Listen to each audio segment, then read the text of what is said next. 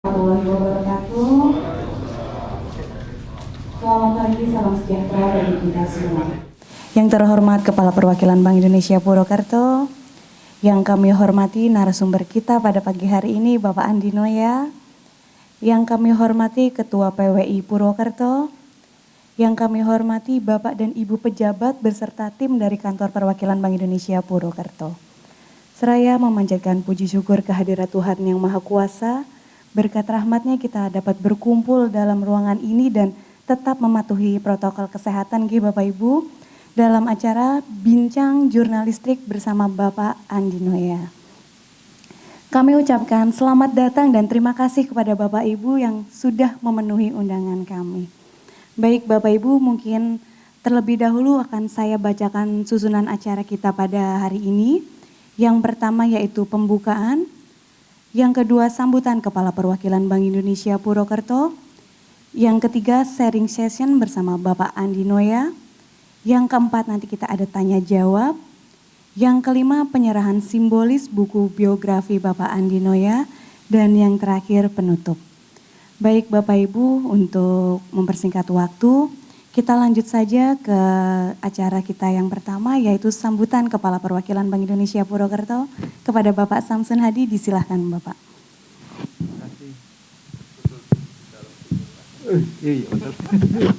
Ya, makasih Mbak Indah.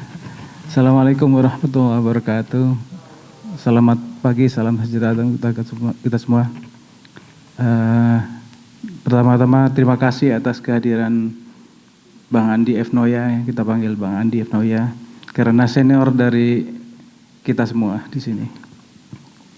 Pada pagi ini tentu adalah suatu pagi yang berkesan bagi kita semua ya, bagi teman-teman juga, bagi kita semua bisa menghadirkan Bang Andi langsung gitu ya. Mungkin teman-teman juga menanyakan kok bisa Bang Andi main ke sini gitu ya. Mungkin ada yang tahu, nggak tahu. Sebagian udah bocor. Iya, namanya media sosial itu susah kita sekarang ini.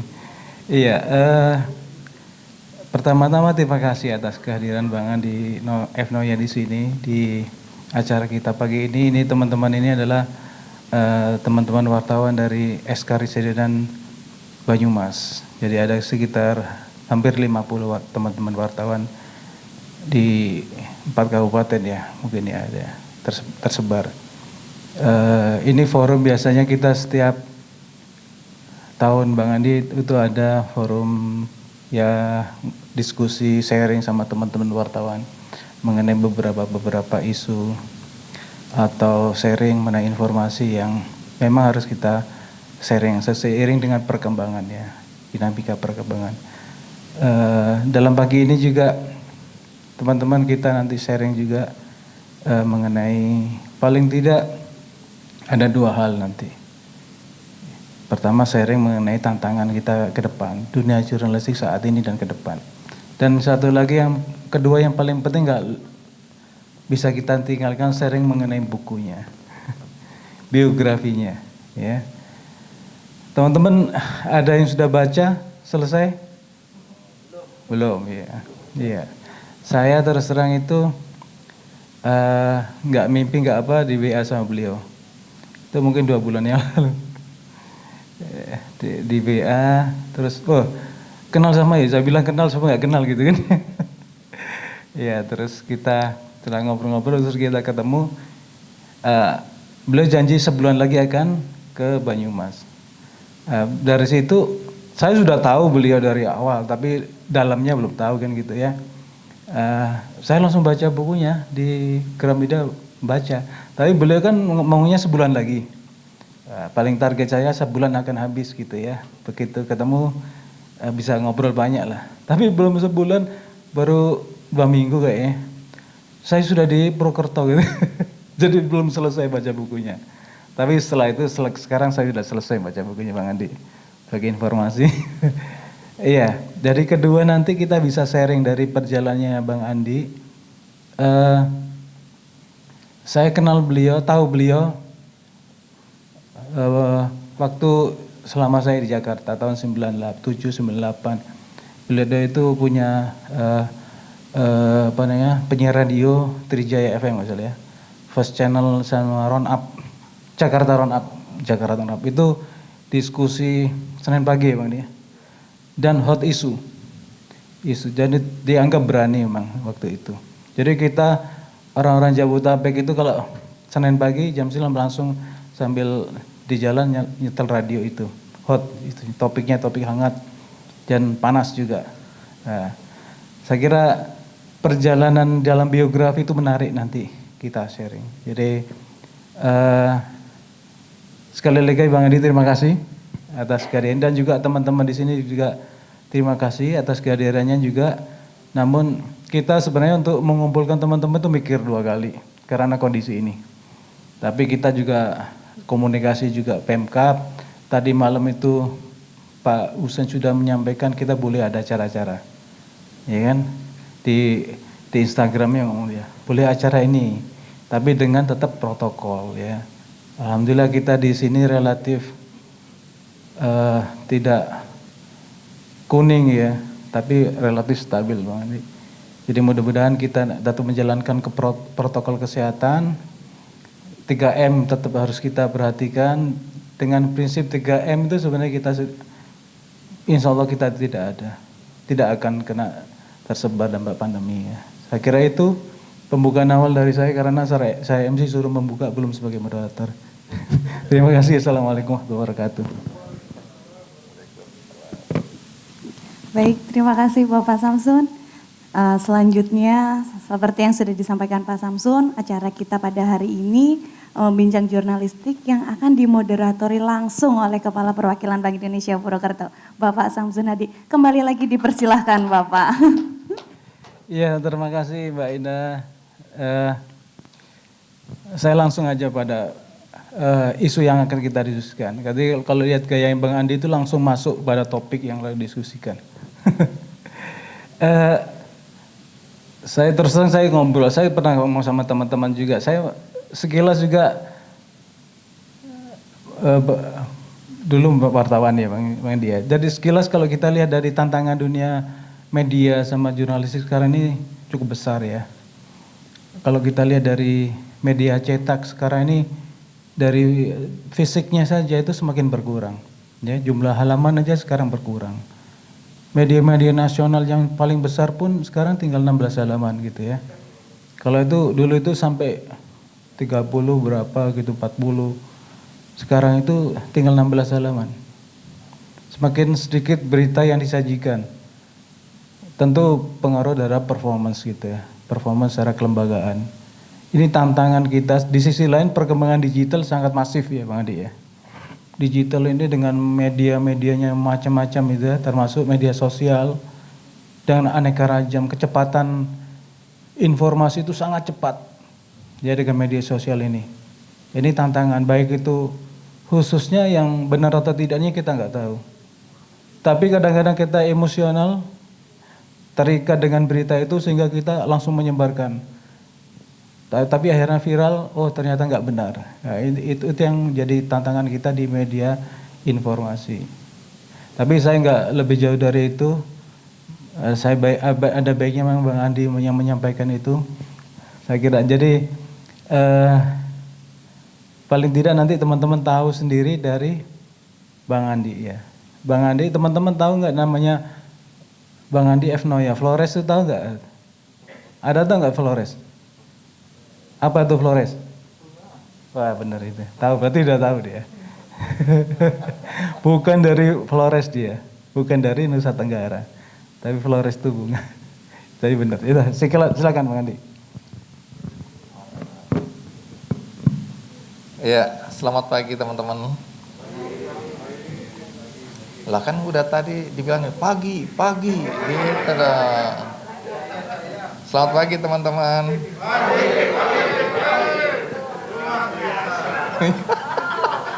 Kebanyakan ikut seminar motivasi.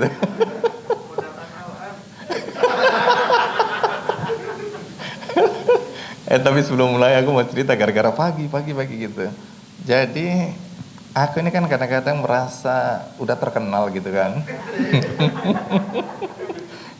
Tapi pahit betul kalau kita merasa terkenal dan kemudian ada kejadian misalnya Ini harus berdiri dulu boleh ya? Ada 2 persoalan dalam hidupku yang membuat aku bilang memang nggak enak jadi orang terkenal karena serba salah gitu ya. Jadi aku kalau dulu kan ada bilang Andi Noya misalnya atau Andi, kita noleh, kemudian kita lihat orang kan ini sambil walaupun lupa menakar-nakar ini teman kuliah atau teman kerjaan atau apa gitu kan. Jadi kalau sekarang susah. Oh, no. Andi Noya, aku noleh gitu kan. Nah, kadang-kadang, apa kabar? Lama nggak ketemu sambil mikir ke sopo iki ya. Nah, tapi kemudian enggak, aku kan cuma kenal di TV, jancuk ini. Gitu kan, nggak enak gitu loh. Pura-pura, aku kan so akrab juga. Apa kabar? Iya, lama ya nggak ketemu. Sambil nanti mau nyelidiki ini di mana. Tahu-tahu dia cuma nonton di TV, kenalnya di TV aja gitu kan. Nah, gara-gara itu kan kadang-kadang terus aku, ya kalau ada bilang Andi Noya, aku kan menduga-duga sambil, iya apa kabar? Lo ya belagu lah, mentang-mentang sekarang udah terkenal gitu, lo nggak kenal gua. Nah, salah lagi. Jadi menempatkan diri itu canggung gitu loh. Ini teman kita atau orang yang cuma kenal di TV gitu kan, kadang-kadang lupa wajah kan. Nah, jadi situasinya nggak enak. Nah, apalagi misalnya ada satu hari di Surabaya ini. Di Surabaya, aku lagi kan biasa di bandara itu nggak enaknya itu kalau lagi nunggu koper itu nunggu gini terus nanti udah ada orang yang mulai lihat-lihat terus bisi-bisi terus lihat lagi terus mulai dekat. Pak Kik ya. Iya gitu. Pak Kik boleh foto nggak Pak Kik? Ya. Udah tak layani foto kan. Tapi kalau udah satu begitu kan yang lain juga saya juga ya Om, saya juga ini wes. Jadi tuh kadang-kadang foto itu sampai muter-muter koperku tak delok aduh tinggal sendirian koperku ini masih foto-foto padahal gitu kan. Nah kadang-kadang juga perempuan ini memang perempuan itu nggak ada yang benar saya lihat ya. Dalam konteks foto ya. Pak Andi foto ya. Ini cekrek terus dia lihat kan. Wah ulang-ulang saya jelek ini Pak Andi. Jadi yang penting dia, aku nggak penting ini. Aku bilang aduh susah ini. Itu bisa kalau nggak diatur, itu bisa berkali-kali dia foto-foto cari angle yang dia cantik atau dia bagus gitu loh. Kita nggak penting-penting amat akhirnya. Pajangan doang, kadang-kadang aku sedih nasibku kok begini gitu lah. Nah jadi aku udah akhirnya ketemu Pak Ahok. Aku bilang gimana tuh melayani orang sebanyak itu. Lo gimana? Aku bilang aku pusing.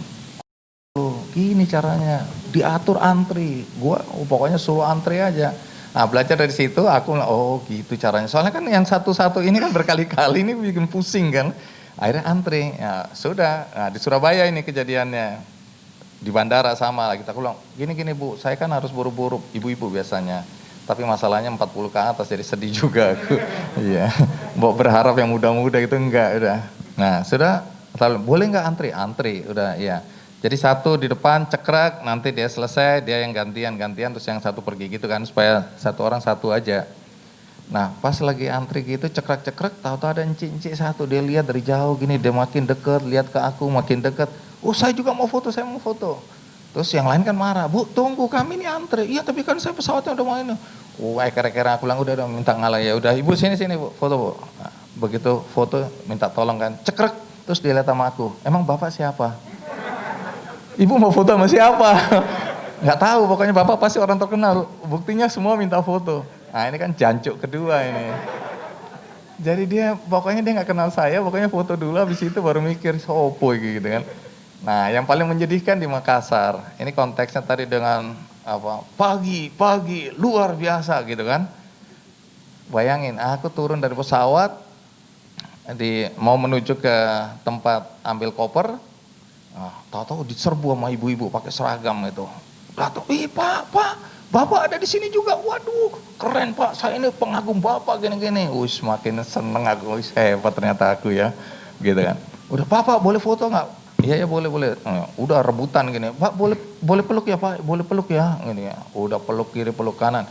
Begitu pamit, dengan tenang satu orang bilang, terima kasih ya Pak Mario Teguh. Sakit. Saya pengagum Bapak tiap hari nonton Mario Teguh. Sedih nggak? Kita udah merasa, keren aku. Tahu pamit ke Mario Teguh. Sampai hari ini aku ingat wajah ibu itu. Bener. Pokoknya ya nasibku seperti itu.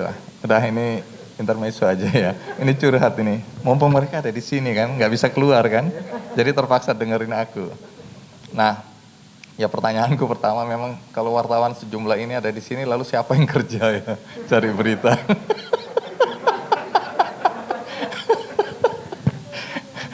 Oke, jadi teman-teman begini. Kenapa saya semangat ada di sini? Ya sebagian mungkin tahu bahwa saya memang mau pensiun di sini, sudah bangun rumah di Langgong Sari, Cilongo. Rumahnya sekarang udah ya 40% lah jadi, mudah-mudahan Desember ini sudah jadi. Karena niat saya memang betul-betul mau pensiun. Potong kambing ya, pokoknya diundang lagi dan nggak ada yang kerja lagi deh. Ya, di Langgong Sari. Nah, saya setiap 2 minggu ke sini. Pertama, sebelum ada rumah, sebenarnya saya bantu-bantu pondok pesantren, ya Nurul Huda di situ. Karena waktu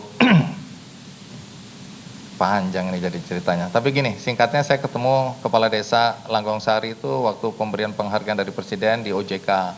Pak Wimbo waktu itu bilang, Pak Andi bantu saya, ini ada beberapa orang yang dapat penghargaan. Ya, gitu kan. Nah, waktu duduk ngobrol sama kepala desa, saya tanya dari mana Pak? Langgong Sari. Di mana Pak? Banyumas. Kota yang saya kenal di mana itu Pak? Purwokerto. Dek, gitu. Kaget aku karena 11 tahun yang lalu aku ke sini karena mertua aku itu kan tentara dan orang Purwokerto. Gitulah. Jadi aku kawin sama orang ngapak-ngapak lah. Nah, tapi lahir di Semarang. Nah, dari situ aku bilang sama istriku, kayaknya waktu kami nyekar ke sini, saya bilang ini kayaknya tempat kita pensiun. Nggak mau, kata istriku. Aku masa dari sini, kemudian udah tinggal di Jakarta, kembali lagi ke sini. Nggak mau istri saya. Apalagi katanya kalau orang makin tua itu rumahnya harus makin dekat dengan rumah sakit, katanya gitu, bukan makin jauh. Nah, rumahku kan dekat rumah sakit memang, di BSD sih. Tapi ngakunya anak Jakarta. Padahal itu Serpong, Tangerang, Tangerang Selatan. Nah, singkat kata akhirnya istriku, waktu aku ketemu Pak Kepala Desa ini, aku bilang, ini pasti rencana tuh. Aku tanya, boleh nggak saya lihat-lihat desanya, lihat. Dan akhirnya aku naksir lah satu tempat di desa itu. Untungnya aku masih bisa beli tanah di situ, dan sekarang rumahnya sedang dibangun. Jadi kenapa tadi ketemu Pak Samsun di Purwokerto, karena aku sering ke Purwokerto sekarang ini.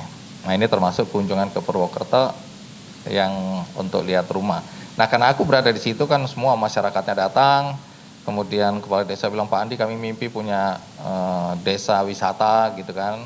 Terus akhirnya aku bilang, yang seperti apa yang diinginkan, cerita. Oh, kalau gitu kita bawa 50 pemuda, saya bawa ke Lembang ke Dusun Bambu untuk kemudian studi banding. Seperti ini yang kalian mau? Iya. Terus bawa ke floating market, seperti ini? Iya. Dua-dua yang punya kan saya kenal. Nah, akhirnya yang punya ini baju yang saya pakai ini baju Eiger ini. Eiger itu kebanggaan nasional ya, promosi dikit. Nah, Pak Roni itu baik sekali, akhirnya dia bilang, udah Pak Andi kalau memang niatnya gitu, saya bantu deh. Nah, terus dia CSR-nya 1,5 miliar, dia bilang udah saya kasih 1,5 miliar, dia bawa arsiteknya ke sini, lihat-lihat, kemudian ada lokasi yang kita mau ubah sedemikian rupa. Tapi kepala desanya kan kalah dan COVID, jadi agak mandek sedikit. Nah, karena kemarin baru datang ke sini aja kepala desa yang baru bilang, Pak Andi apa yang Pak Andi rencanakan pokoknya saya dukung, itu intinya. Nah, lepas dari semua itu, hari ini ketika Pak Samsun bilang, kalau gitu yuk kita ngobrol-ngobrol sama teman-teman wartawan. Wah, saya senang sekali. Kenapa saya senang? Tadi kalau judulnya aja bagaimana jurnalistik saat ini dan ke depan, saya sebenarnya ingin berbagi pengalaman teman-teman.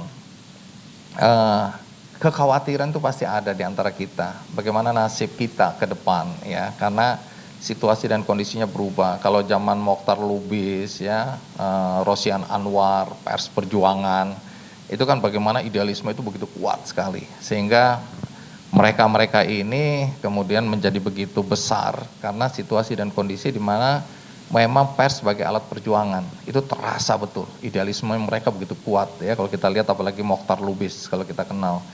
Nah, hal-hal semacam itu yang menjadi kemudian patron kita waktu kita jadi wartawan, terutama saya. Saya ini jadi wartawan tahun 85 lah, reporter di Tempo, majalah Tempo. Nah, zaman itu zaman berubah lagi. Kemudian pers masuk ke era industri. Jadi kita melihat itu pertentangan terasa itu antara kita yang di redaksi sama teman-teman yang di usaha kan. iklan ini boleh begini enggak, ini dan seterusnya. Dia berantem, berebut, kalau dicetak kan berebut kolom gitu lah. Iklan ini satu halaman kok terlalu banyak iklannya, lalu di mana berita kita, berantem lagi dan seterusnya dan seterusnya. Apalagi kita diminta wawancara, ternyata wawancara tujuannya adalah untuk iklan gitu loh. Tolong dong diliput itu karena dia mau pasang iklan dan seterusnya. Dan makin lama makin bergeser ke situ, akhirnya kita semacam alat gitu ya. Alat untuk mendapatkan penghasilan. Dan di situ pertentangan batin kita kuat sekali karena kalau kita betul-betul jadi reporter, kita kan merasa bahwa ada idealisme yang harus kita perjuangkan. Nah, di situ konflik mulai terjadi, pers di era industri. Nah, kemudian masuk ke era sekarang, makin membingungkan gitu loh, karena posisi perusahaan ini juga sulit. Kadang-kadang kita bilang udah pokoknya wartawan ikut cari duit lah, cari iklan dan seterusnya. Akhirnya kita larut di dalam kegiatan-kegiatan untuk membantu perusahaan kita, industri kita, supaya kita juga bisa dapat gaji. Jadi idealisme itu makin menipis saja gitu lah. Idealisme dalam pemahaman yang nggak sampai seperti yang Mokhtar Lubis dan kawan-kawan, tapi kan ada keinginan kita untuk meliput sesuatu tanpa intervensi gitu lah. Sesuatu yang kita anggap layak untuk diketahui publik, penting untuk diketahui publik, tapi bukan jualan. Nah, tapi faktanya kan kita lebih sering diminta untuk jualan juga gitu loh, meliput sesuatu yang di KKND juga terasa itu. Bagaimana teman-teman bang, ngalah dikit dong, saya kan orangnya keras. Kan tetap nilai-nilai dari KKND tetap ada di situ, tapi ini ada orang yang mau masuk mau bayar gitu loh. Nah, saya udah tentukan pokoknya kriteria ini kalau di luar ini nggak bisa harga mati, kalau perlu memang bubar ya bubar, ditutup aja KKND gitu loh. Tetapi saya mulai mengalah juga, melihat ya udah, misalnya dulu harus A, sekarang B, asal layak dan itu memang bermanfaat bagi orang-orang, saya bilang ya sudahlah, masuk aja nggak apa-apa gitu loh. Nah, kecuali ada yang datang, bang ini ada yang mau bayar, mau blocking KKND, wah bayar mahal sekali bang, apa itu? Ini dia mau luncurkan file, waktu itu ya sebelum COVID, ini dia mau luncurkan satu film. Wah oke, kan Bang Adi sering angkat film di KKND gitu ya, film 5 misalnya tentang Pancasila, film Laskar Pelangi, kan gitu-gitu aku angkat di KKND. Ini juga film bang, oke, ini mau blocking bang, pokoknya dia bayar mahal, oke bagus, ya apa filmnya? Terus dia sebutkan entah pocong, entah sundel apa itu yang susur ngesot, rasanya mau tak tempeleng itu anak sales itu. Aku bilang kamu berani kembali lagi di sini tak tempeleng kamu beneran. Kamu ngerti nggak KKND apa? Ya tapi bang ini bayarnya mahal sekali. Coba ngomong lagi, tak tempeleng beneran kamu. Jadi banyak teman-teman itu begitu kalapnya sehingga uang itu mengalahkan segala macam pikiran-pikiran sehat. Dan itu terjadi di dalam industri pers kita. Nah, ditambah lagi dengan teknologi digital yang makin berkembang begitu pesat. Sehingga apa? Sekarang ini apa bedanya kita dengan semua orang yang tangannya bisa ngetik berita, bisa menyebarkan berita? Membingungkan. Jadi apalagi anak-anak muda itu udah nggak lagi baca koran ya. Kemudian nonton TV aja udah nggak ada anak-anak muda ini. Nggak tahu saya di daerah, tapi kalau di kota-kota besar mereka udah nggak nonton lagi. Mereka nonton ya kadang-kadang nonton televisi, dengerin radio atau musik itu yang melalui gadget-gadget mereka. Ini revolusi yang terjadi yang membuat kita mulai bertanya, lalu posisi jurnalis ini di mana? Posisi media-media konvensional, media mainstream itu di mana sebenarnya? Ini pertanyaan besar bagi kita semua, terutama individu-individu.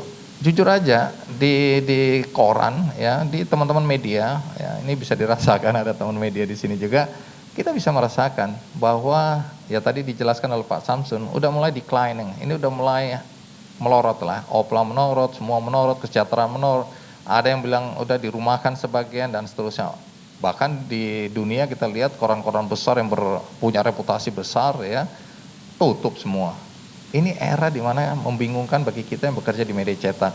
Di media televisi, media elektronik itu juga mengkhawatirkan ya. Di Metro TV aja sekarang ada 400 orang yang dirumahkan. Ini gara-gara COVID menghantam lebih besar lagi. Jadi di era seperti ini, hampir semua mengurangi jam kerja, hampir semua mengurangi karyawan, yang kontrak-kontrak kita lepas, dan seterusnya, dan seterusnya. Situasi sulit sekali.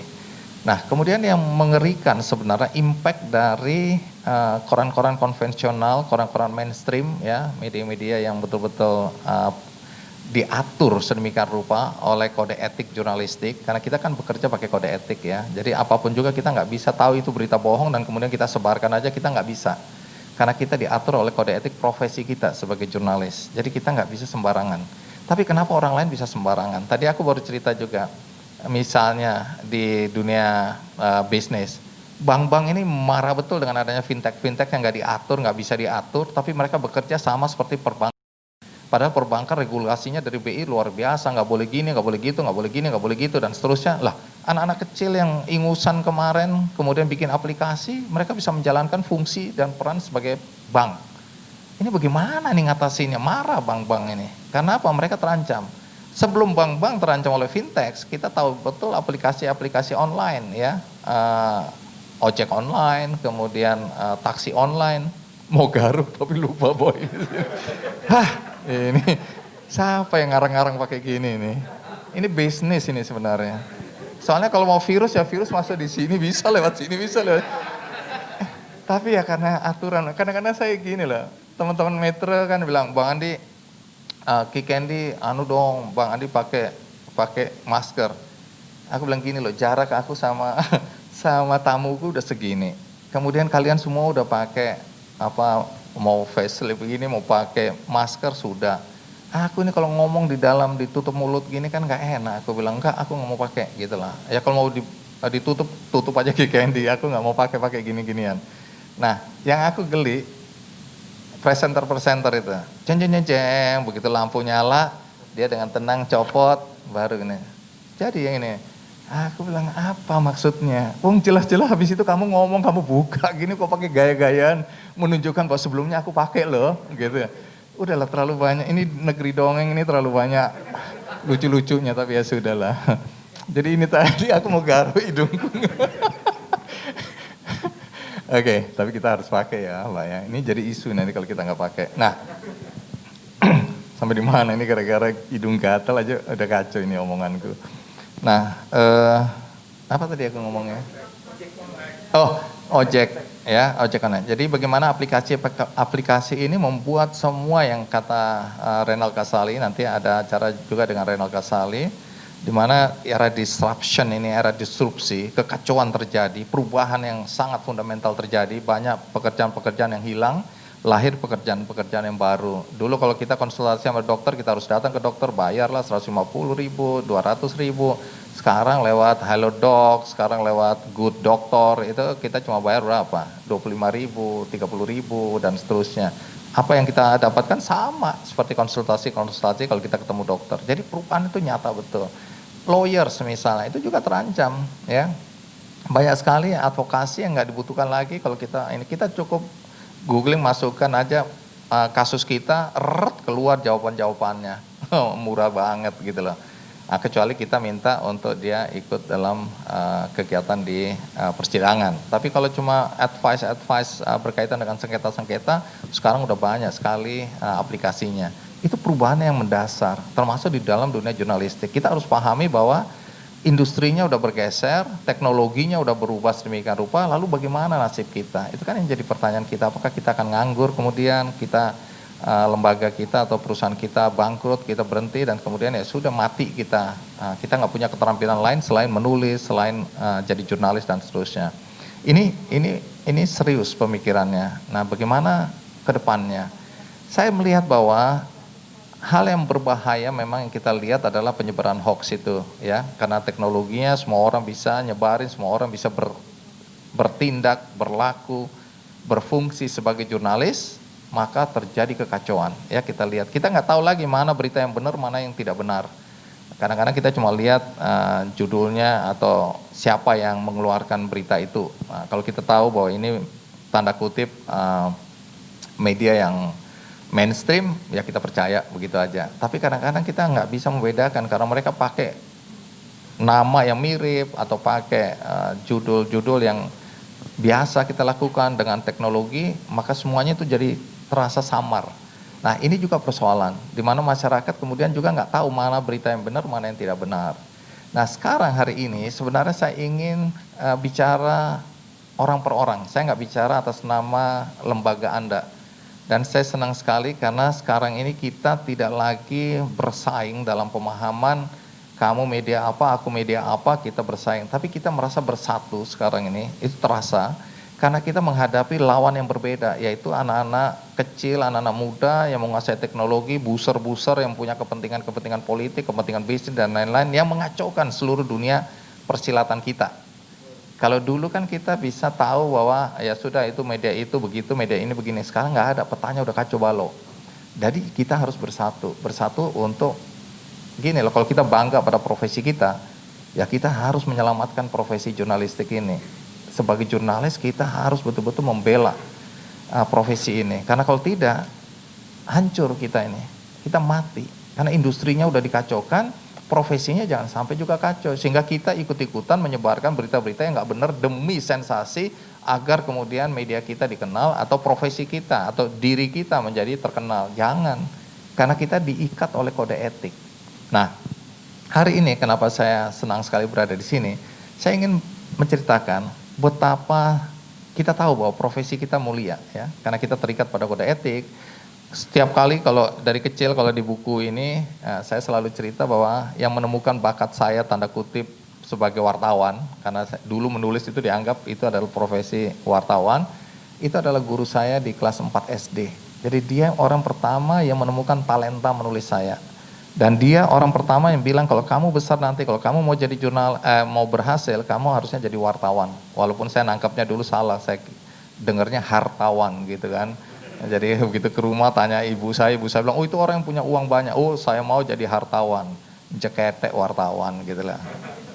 Bukan berarti ini, tapi itu kemudian saya alam bawah sadar saya bilang saya harus jadi wartawan, dan akhirnya jadi. Jadi ini profesi yang saya impikan sejak kecil, profesi yang saya banggakan sampai hari ini, profesi yang saya tetap anggap mulia sampai hari ini. Kenapa?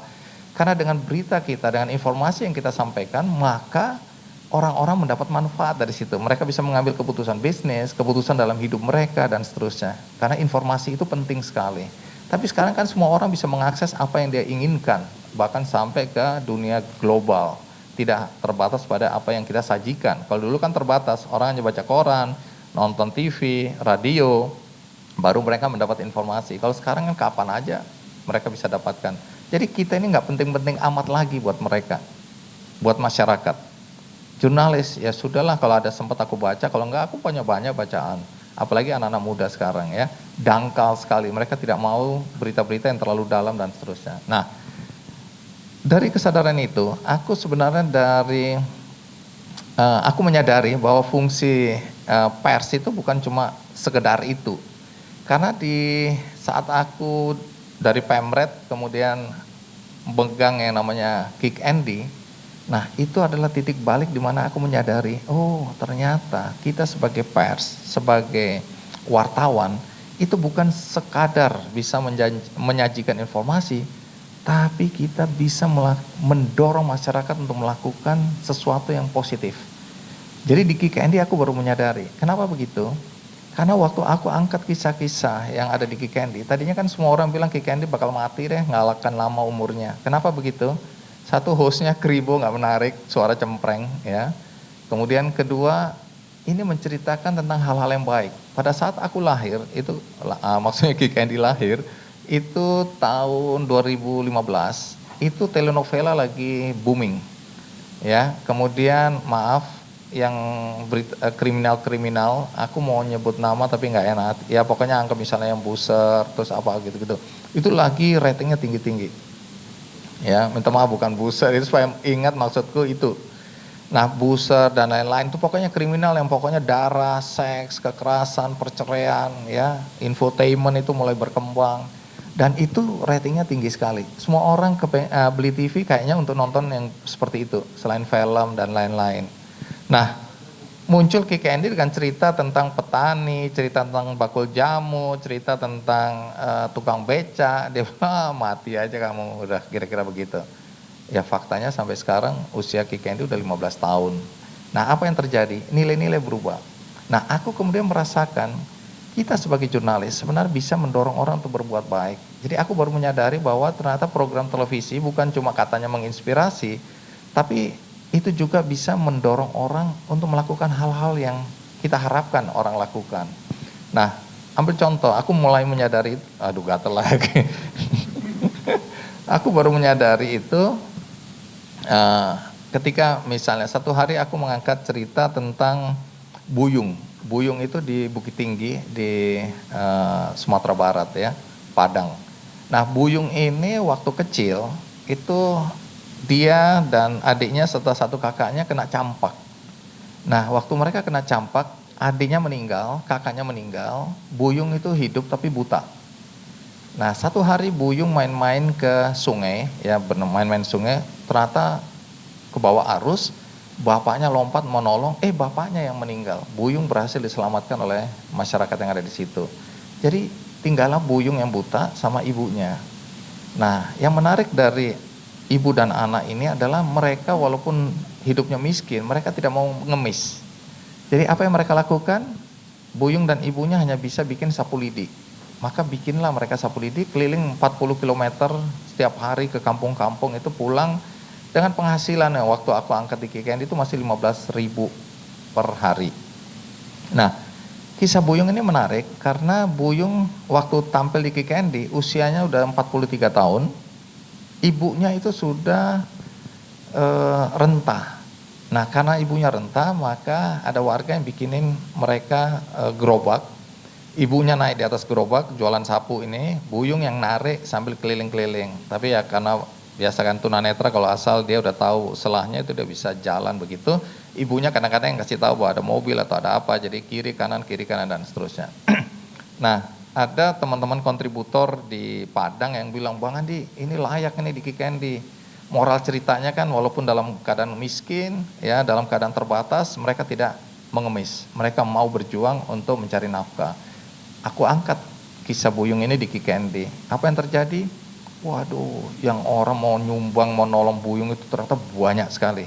Nah, waktu itu kan kita nggak tahu bagaimana nampung itu. Dulu ada dompet-dompet gitulah. Jadi aku buka dompet Buyung gitu. Dalam 2 minggu terkumpul 200 juta. Tadinya 170 sekian juta, tahu-tahu Fahmi Idris waktu itu masih Menteri Ekonomi Perindustrian Perdagangan. Dia telepon, Andi, itu aku mau bantu itu gimana? Aku bilang udah banyak yang bantu nih. Berapa terkumpul? Aku kasih 100 juta. Udah aku genapin jadi 200 juta. Maka 200 juta kita serahkan ke Buyung supaya aman. Ya, kita minta agar satu anggota DPRD, kemudian ada ketua adat di situ dan kontributor Metro TV mengawasi. Jadi 100 kita beliin tanah, rumah kita bangunin, 100 kita depositokan untuk dia. Memang dampaknya tidak diduga nggak bagus juga. Orang-orang merasa Buyung kemudian udah kaya, jadi nggak ada orang yang bantu dia lagi, gitulah ya. Karena dia bilang udah kaya. Bahkan Buyung yang tadi sekarang nggak punya saudara, tiba-tiba saudaranya banyak banget, ya. Ya, saya pernah ini, saya dulu kan sepupunya saya ini, saya itu, ya kita tahu lah apa tujuannya. Karena Buyung punya 100 juta deposito. Nah, singkat kata itu menyadarkan aku bahwa oh ternyata dengan cerita-cerita seperti ini kita bisa mendorong orang untuk berbuat baik juga. Nah, hal yang kemudian meyakinkan aku untuk kemudian muncul lahir namanya Kikendi Foundation. Di balik itu ternyata ada satu cerita lagi yang membuat aku, oh iya betul juga. Cerita tentang Sugeng Siswo Yudono. Aku cerita di buku atau lupa aku. Nah, Sugeng Siswo Yudono ini umur 17 tahun, dia ketabrak truk, kakinya hancur, ya harus diamputasi. Cita-citanya jadi tentara seperti bapaknya juga gagal. Singkat kata waktu Kikendi mengundang Sugeng, Sugeng ini jadi loper susu. Jadi dia keliling bawa susu botol itu, taruh di warung-warung, nanti sore dia jemput, siapa yang laku, mana yang laku, mana yang tidak, dia bawa pulang lagi. Penghasilan kurang lebih 50.000 per hari kotor, ya. Nah, waktu tampil di Kikendi, aku kenapa ceritakan, kembali lagi teman-teman Metro TV yang bilang, Bang ini ada cerita menarik, oke. Bahkan pernah diangkat di program lain di Metro TV, terus akhirnya dikasih ke aku untuk eksplorasi lebih jauh. Nah, Sugeng waktu tampil di Kikendi, ternyata banyak sekali orang yang merespon, telepon kerang-kering lah, dulu fax ada, terus email, terus kemudian ada yang ngirim surat, ada yang nelpon dan seterusnya. Apa yang terjadi? Ternyata kalau Buyung banyak yang mau bantu, kalau Sugeng ini banyak yang minta kaki palsu. Karena Buyung kan diceritakan di situ walaupun dia loper susu, tapi dia membantu. Jadi waktu Buyung kakinya hancur ini harus Sugeng kakinya harus diamputasi. Nah, awalnya kan keluarganya patungan beli kaki palsu, tapi belakangan kemudian karena rusak, nggak ada lagi duit, dia coba-coba bikin sendiri.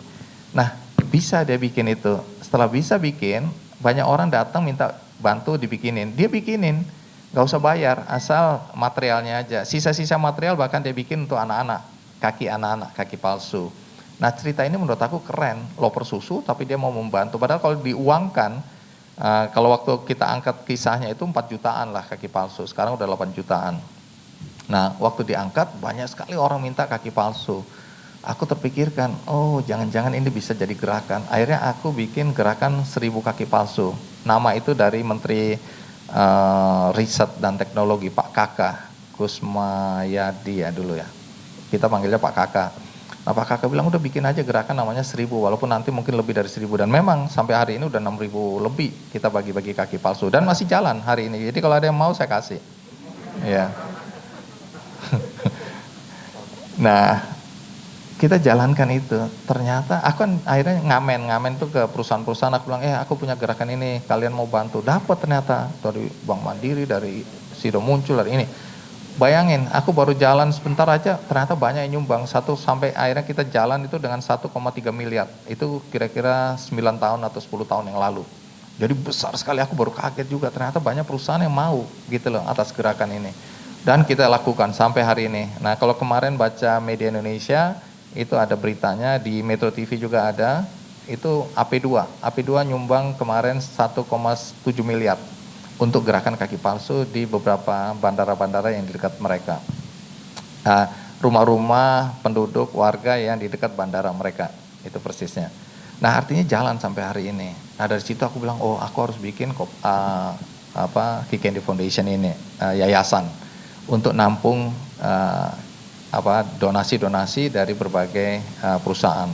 Lahiran, kemudian beruntun karena aku buku, wah udah bikin gerakan buku, maka kita bagi-bagi buku untuk seluruh Indonesia, sampai hari ini masih ada ya, paket-paket buku yang 150-200 buku kita kasih ke sekolah-sekolah miskin, perpustakaan di daerah-daerah yang nggak mampu beli buku dan seterusnya. Kemudian muncul gerakan gara-gara ada yang usul waktu itu teman ya, dia nulis buku tentang sepatu dahlan, Pak Dahlan Iskan. Nah, dia bilang, Bang, ini cerita tentang Pak Dahlan Iskan waktu miskin dulu sekolah nggak pakai sepatu gini-gini. Aku bilang, menarik kalau gitu. Kita undang Pak Dahlan. Nah, kemudian karena bukunya ini royaltinya dikasih ke Kikendi Foundation, aku bilang kita bikin gerakan sepatu untuk anak Indonesia. Sampai hari ini masih ada gerakan itu. Karena waktu kita beli sepatu itu di merek Bata ya, Bata kan bingung, satu hari kita beli sampai habis di gudang. Kemudian mereka bilang, ada apa sih Kikendi ini? Begitu kami kasih tahu, dia bilang, oh, kalau dulu dia kasih kami diskon karena beli banyak 30%, sekarang dia bilang enggak, aku tahu sekarang tujuan kalian baik. Ini sepatu sekolah anak-anak ya, jadi sepasang sepatu gratis untuk anak-anak sekolah miskin. Kemudian dikasih sama dia, udah diskon 50% dan diantar sampai tujuan. Waktu itu kan ke Papua, ke NTT, ke Aceh. Kami merasa, waduh ini gimana biaya logistiknya berat itu kan. Tapi ya kita jalankan, ternyata Bata bilang enggak, kami pakai distributor kami aja, nggak usah bayar itu kalian. Jadi udah 50% dipotong. Jadi kalau uangnya sepasang ini 100 misalnya, 100.000. Kalau dulu cuma satu pasang, sekarang bisa jadi 2 pasang kami beli karena nggak bayar apa-apa lagi. Dan itu bergulir sampai hari ini. Jadi kami masih punya gerakan itu. Nah, kemudian saya ini kan ketua Komite Mata Nasional ya, jadi diminta Menteri Kesehatan dari 5 tahun yang lalu. Jadi tujuannya apa? Operasi katarak sebanyak-banyaknya di Indonesia. Kenapa? Karena tingkat kebutaan di Indonesia itu paling tinggi di dunia, nomor 2 setelah Ethiopia. Dan 80% dari tingkat kebutaan itu ternyata adalah gara-gara katarak. Artinya bisa disembuhkan. Ini di pesisir-pesisir masyarakat kita ya, nelayan itu banyak sekali yang kena katarak. Jadi tujuanku, aku diangkat sebagai ketua, diminta untuk membentuk Komite Mata Nasional untuk mendorong semua perusahaan-perusahaan operasi katarak sebanyak-banyaknya. Dan itu kami lakukan dari daerah-daerah terpencil itu semua kita lakukan. Kemudian berkembang lagi sepak bola. Kan aku dideketin oleh Peter Tanuri, dia itu sama Erick Thohir punya Persib, pemegang saham dari Persib. Nah waktu itu aku dideketin karena Persib itu punya kerjasama dengan Manchester United. Atau bukan Persibnya sebenarnya, sorry. Multistrada. Jadi Pak Peter Tanuri ini adalah pemilik dari pabrik ban Corsa dan Achilles, ya, Multistrada. Nah Multistrada ini pasang iklan di Manchester United. Kemudian Pak Peter karena teman saya, istrinya juga Veronica Kolendam, YCAP, ya, Yayasan Cinta Anak Bangsa, dia bilang, Pak Andi, saya punya jatah ini untuk datangin pelatih Manchester United ke Indonesia dan juga mengirim anak-anak belajar di Manchester United pada summer course. Saya bilang, terus mau apa? Pak Andi mau bikin apa? Pak Peter mau bikin apa tadinya? Bagaimana kalau anak-anak distributor ban saya kita kasih kesempatan? Oh kalau gitu silakan urus sendiri. Kalau ngurusin anak miskin, nah saya mau. Oh iya terserah Pak Andi. Oke, saya bikinin program namanya Sejuta Bola untuk Anak Indonesia. Apa yang kami lakukan? Kami mengundang anak-anak miskin dari seluruh Indonesia, kita pilih yang masuk di klub-klub kecil, ke klub kampung. Asal pelatihnya ada, kemudian mereka cerita tentang kenapa anak itu dikirim. Pertama harus ada prestasi di dalam sepak bola mereka. Kedua harus semiskin-miskinnya, kira-kira begitu. Ya, yang paling miskin itu yang paling punya kesempatan untuk dipanggil, kira-kira gitu. Jadi mereka adu miskin lah kira-kira. Nah akhirnya terpilih ada anak yang udah gak punya orang tua, dua-dua tinggal sama pamannya yang tukang betulin peti mati di Merauke, masuk misalnya. Ada di Manado anak tukang rumputnya stadion di sana, masuk. Ada anak buruh, bapaknya buruh ternak ayam di Tangerang, masuk, dan seterusnya. Akhirnya 60 anak kami undang ke Jakarta. Tujuannya apa? Kami bikin anak-anak seperti outbound, kami buat outbound, kita di Sukabumi, anak-anak nggak boleh kemana-mana, di outbound itu 5 hari mereka outbound, jadi di situ diajarkan tentang pluralisme, perbedaan itu bukan kelemahan tapi kekuatan bangsa kita, nasionalisme. Jadi anak misalnya yang beda agama kita taruh satu kamar, suruh saling cerita, saling mengingatkan. Yang kalau hari Minggu jatuhnya kamu disuruh ke gereja, kamu jangan lupa ke gereja. Yang ini kami ini hari Jumat ke masjid atau sembahyang, sholat dan seterusnya. Jadi dibangun nasionalisme anak-anak ini agar mereka sadar bahwa justru kekuatan bangsa kita adalah di perbedaannya. Jadi kita bangkitkan rasa itu. Dan 5 hari pelatih dari Manchester datang, kita kasih. Nah waktu itu kita cari-cari lapangan nggak ada, saya telepon Pak James Riyadi, dikasih lapangan UPH kan bagus sekali. Udah Pak Andi pakai aja sekalian asramanya. Jadi anak-anak 60 itu ditaruh di asrama, pagi-pagi udah dilatih sama pelatih Manchester United. Kemudian yang terakhir kita, ya, karena Pak Peter sekarang punya Bali United, ya, Bali United, jadi kita bawa anak-anak ini ke Bali sekarang. Nah dari 60 anak itu kita pilih 6 untuk kita kirim ke Manchester United. Jadi saya waktu itu ke Manchester United, jadi kita kerjasamanya dengan Manchester United Foundation-nya. Jadi kita kirim anak-anak miskin ini, kaget-kaget mereka lihat. Begitu pulang aku interview di Kikendi kan, jadi bagaimana pengalamannya, enak nggak? Iya enak sih itu, anak-anak kecil aja udah pinter bahasa Inggris katanya gitu kan. Nah, terus apa yang nggak enak? Aduh, nggak enak Pak. Apa? Nggak ada nasi, makan roti terus. Jadi anak-anak ini lucu-lucu ya pengalaman mereka. Nah, kita memang sengaja bawa mereka juga ke London biar mereka melihat dunia. Ini kesempatan yang mungkin mereka tidak akan miliki seumur hidup kalau tidak ada program seperti ini, dilatih oleh pelatih internasional lagi. Nah, singkat kata itu yang kami lakukan di balik Kikendi Foundation ini. Saya juga operasi ini bibir sumbing, langit-langit terbelah juga saya lakukan itu. Nah, singkat kata, saya semakin menyadari, oh iya, profesi kita sebagai jurnalis sebenarnya bisa berbuat lebih daripada apa yang kita pikirkan sekarang, yaitu bekerja, memberikan informasi bermanfaat bagi masyarakat. Enggak, lebih dari itu bisa kita lakukan teman-teman. Ya, tadi Dika kasih lihat saya buku, jujur aja saya senang sekali Dika ya, ada Ari juga. Siapa nggak tahu lagi yang terlibat di sini untuk penulisan di tepi Serayu tadi. Apa yang membuat saya terharu aja, jujur aja terharu. Kenapa? Teman-teman menulis sebuah buku, kisah tentang 32 anak di panti asuhan yang udah nggak punya orang tua. Saya kalau teringat itu, saya tersentuh sekali. Karena apa? Saya termasuk orang yang kekurangan kasih sayang orang tua. Orang tua saya itu berpisah waktu saya kecil. Nanti ada di buku itu saya ceritakan. Jadi apa ya? Saya tidak ingin anak-anak Indonesia merasakan apa yang saya rasakan dulu. Satu, kemiskinan. Seharusnya nggak boleh ada anak miskin di Indonesia. Dan itu perjuangan kita bersama untuk membuat keadaan lebih baik. Jadi jangan berpikir bahwa kita ini hanya jurnalis, menyampaikan informasi berita. Tidak, kita harus bisa mengubah keadaan. Itu yang aku harapkan. Gini loh teman-teman, ya, aku selalu bertanya kepada setiap orang, kamu ngerti nggak tujuan hidupmu? Banyak orang yang kelagapan kalau ditanya, apa tujuan hidupmu? Biarkan hidup ini mengalir aja. Aku bilang jangan. Air itu ada yang mengalir ke laut lepas, samudra luas, ada yang ke got, ke comberan, ke kakus. Hidup kita nggak boleh masuk kakus, seperti itu nggak berguna. Hidup kita harus bermanfaat, baik bagi diri kita, keluarga kita, maupun orang banyak, apalagi ya. Nah, jadi kita pertama menemukan dulu tujuan hidup kita apa. Apakah profesi wartawan ini hanya kebetulan? Aku orang yang percaya bahwa tidak ada yang kebetulan dalam hidup kita. Sudah direncanakan oleh Tuhan. Jadi kalau profesi kita dan kita menikmati profesi kita, bangga pada profesi ini. Jangan-jangan ini memang Tuhan kasih kita pekerjaan sebagai jurnalis. Cuma kita nggak tahu tujuan Tuhan memberi kita pekerjaan ini apa. Apakah sekedar cari uang, makan, karena memang harus mencari uang untuk kehidupan, atau ada yang lebih? Coba cari tahu. Kemudian aku selalu juga bertanya, apa makna hidupmu? Hidup itu harus bermakna, teman-teman. Harus ada arti. Hidup ini kan cuma sekali. Jadi biarkan itu hidupmu berarti dalam sekali itu. Jangan juga take it for granted bahwa hidup kita akan panjang. Ya, kita nggak tahu nih Glenn Fredly dalam usianya itu pergi. Ya, banyak teman-teman kita dalam usia muda, suaminya Bunga Citra Lestari misalnya. Aku padahal kepingin ketemu dia karena waktu di Idea Fest, aku ini penggagas Idea Fest di Jakarta Convention Center yang dibuka oleh Presiden. Aku mendengarkan dia dan aku kagum pada jalan pikiran dan aku ingin ketemu. Aku kenal sama Bunga, aku bilang Bunga aku pengen ketemu suamimu dong ngobrol. Ayo bang, dia juga seneng ini. Belum ketemu udah meninggal. Artinya kita nggak tahu nih hidup kita berapa lama. Jadi jangan berpikir hidup kita akan panjang. Kita berpikir aja hidup kita mungkin sehari 2 hari lagi. Jadi apa? Berikan makna dalam hidupmu. Nah banyak teman-teman yang bilang, Andino ya lu sok kaya banget. Emang lu kaya?